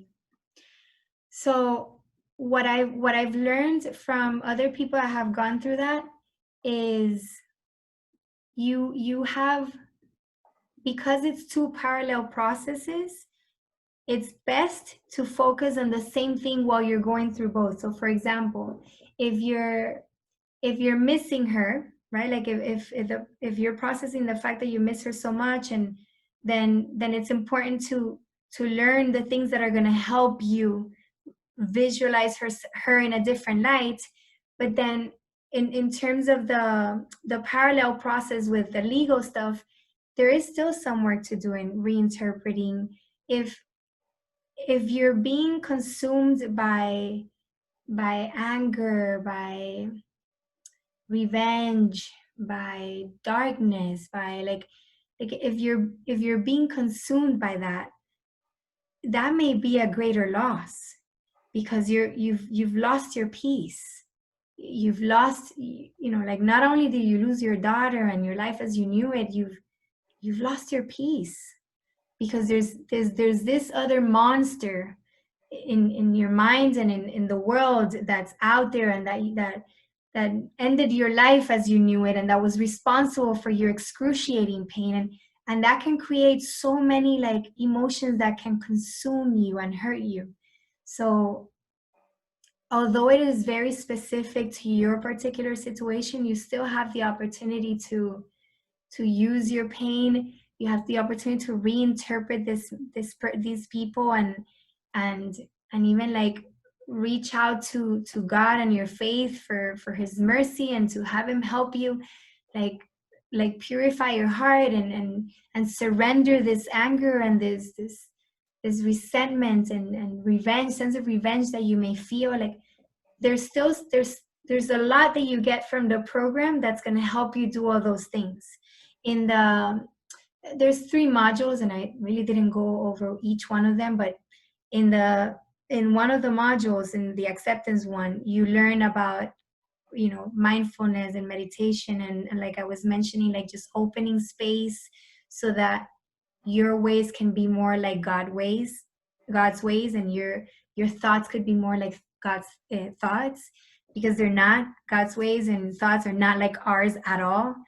But you have the opportunity to like tap into your inner wisdom and your spirit and surrender all these like feelings that are tainting you, because at the end of the day, these people will get what they've earned, right? Like they will, right? Like the law will take care of that, but in the end, them being in jail is not going to heal you.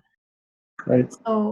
So if at any point that becomes too dark and too unbearable, and you have the opportunity to step out, just know that that's, in terms of acceptance, that's one of those things that you can't bring your daughter back. No matter how many years those people are in jail and how bad they treat them, and having those feelings. My experience with some clients that have gone through like similar tragedies is that many times how it happened consumes them way more than honoring the legacy and the love of the daughter. And when I was in the mass, in your daughter's mass, and you talked about how she wanted to be a doctor for the right reasons, right? Because she wanted kids to not suffer, and she wanted to be a part of that solution. Like, I feel that focusing your energy on revenge or getting these people what they deserve may be deviating you from honoring and loving her the way she wanted to be loved, right? So maybe there's an opportunity to reflect on how you choose to grieve. Like what path are you choosing? Are you going, there's 2 parallel processes. Are you leaving this aside for now because you don't have the capacity right now to accept and forgive and whatnot? And I wouldn't blame you, because I would want to kill the guy. Like, can you put that on hold until you're able to go there, and so that you can focus on loving and honoring your daughter? Because listen, this time is temporary, right? Like, this is, how do you want to spend, like, if you had just a few months of life, like, how do you want to spend those months? Do you want to spend them working on getting those people to get what they deserve, or do you want to spend them on continuing your daughter's legacy and finding a way of serving those kids that she was so compassionate about, and loving her and honoring her? Because something that I experienced personally is that I kept on focusing on how it happened, and like, oh my gosh, what did she think? What was happening? How long did it take? I was right there. How could I not have seen it? I was right there. Like, I would keep on thinking about all these things of the how. And I remember one day this same priest telling me, like, you know, Betsy, like, if you had a migraine last week, really bad migraine, you were in bed, like you couldn't stand up, like it was bad, and you know, and you took medicine and it went away, and you know, like, are you talking to me about that migraine a week later? Like, are you dwelling on? I'm like, no, I'm not even thinking about the migraine. Like, yeah, it's gone. I'm just happy I don't have it anymore. And he said, well, the same is true. Like, if you think about where your daughter is right now, and you learn to truly believe in heaven, because that was another one. You know, we're raised Catholic and we're like, yeah, we believe in heaven, but God forbid we die, right? And this whole like, oh, she's in a better place. Well, she was in a very happy place at her house, so she didn't need to go to anywhere better, right? It's hard to believe in heaven, so that's part of the work that I had to do spiritually, to like really learn, like really connect with this heaven place. And I can give you, you know, both, or I can help you with that. But if you focus on that darkness, that'll taint your grieving process and the way you honor your daughter. Like she's no longer in that position that's in the past. Easier said than done, but if you really think about this present moment, she's not suffering. Right. She's not being hurt, right? Like, so I don't know, like I've learned to live my life as if there was no tomorrow, and I always think, like, if today's my last day of life, like, do I want to spend it in court, and do I want to spend it like wanting to, like, wishing death upon those people, or do I want to spend it with children in the hospital and doing it in the, you know, serving them in the name of my daughter? So right. I know it's easier said than done, and I didn't go through that, so I'm sorry. I really can't imagine how much harder that must be. Thank you. I mean, yeah. I mean, I get your, you know, what you're saying, and it's just, you know, just thinking of the whole process and how long it could be, because, you know, that's the other thing. We don't know if it's going to be a year, 2 years, or 20 years for that matter, you know. So we don't know how long the whole process is going to be, and I don't want to get, you know, sucked up into, you know, the hate and you know, just the darkness of it all. But it's almost like, you know, it's a constant evil that's going to be there, that's going to want to suck me in, and that's what I'm scared of, you know. But you choose that. You choose that. There's something that I teach in the program is that, you know, how we tell ourselves stories about how a situation is, and the story that you've told yourself is that evil is always going to be there haunting you, and that's what it feels like right now. But what you're feeling right now and what you know right now is going to be so different to what you're going to know in 20 years with all the wisdom and the grace of God, and like the learning experiences and the lessons that you experience. So the story that you're telling yourself is, if I don't address that, it's going to eat me up. But there's an opportunity for you to think, how can I not let that eat me up? How can I gain control of my life and decide that I am not going to let those guys become, like, I'm not going to give them the power to determine my peace of mind, my life, my joy, you still have people that need you, right? Like, and if you harden your heart, like I was telling Kari, like, if you let your heart harden for these people, your heart will inevitably harden for other people. And I've witnessed that too many times. I have people that come here after having lost a child, and I saw that in the support group, and they've neglected everything else in their lives because they were so consumed by the grief, or by the revenge, or by the unforgiveness, or by the pain. So what you're going through right now is not what you're going to be going through in a few months, in a few years, if you decided.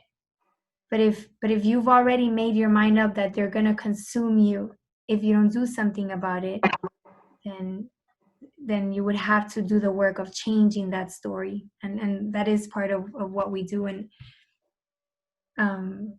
so is Hurt to Hope gonna solve all your problems? Absolutely not, right? Like, no, it's not gonna solve all your problems. It's not gonna answer all your questions, because it's impossible to tailor something like this to the individual needs of every person. And that's why I included the live coaching and the live Q&A, so that I have the opportunity to tailor it to each one of you. So if I'm completely honest, no, it's not going to answer all your questions, and it's not going to make you feel like, if you apply it, I think it really can transform everything, but it won't give you the specific answers that you may be looking for, right? Like, that's why I'm also part of the program, like, you know, like in the live sessions. But it's a good start. Or if there's any other way in which I can serve you, if you want to come chat with me individually, then I'm happy to do that too. Okay, thank you very much. Thank you. No problem.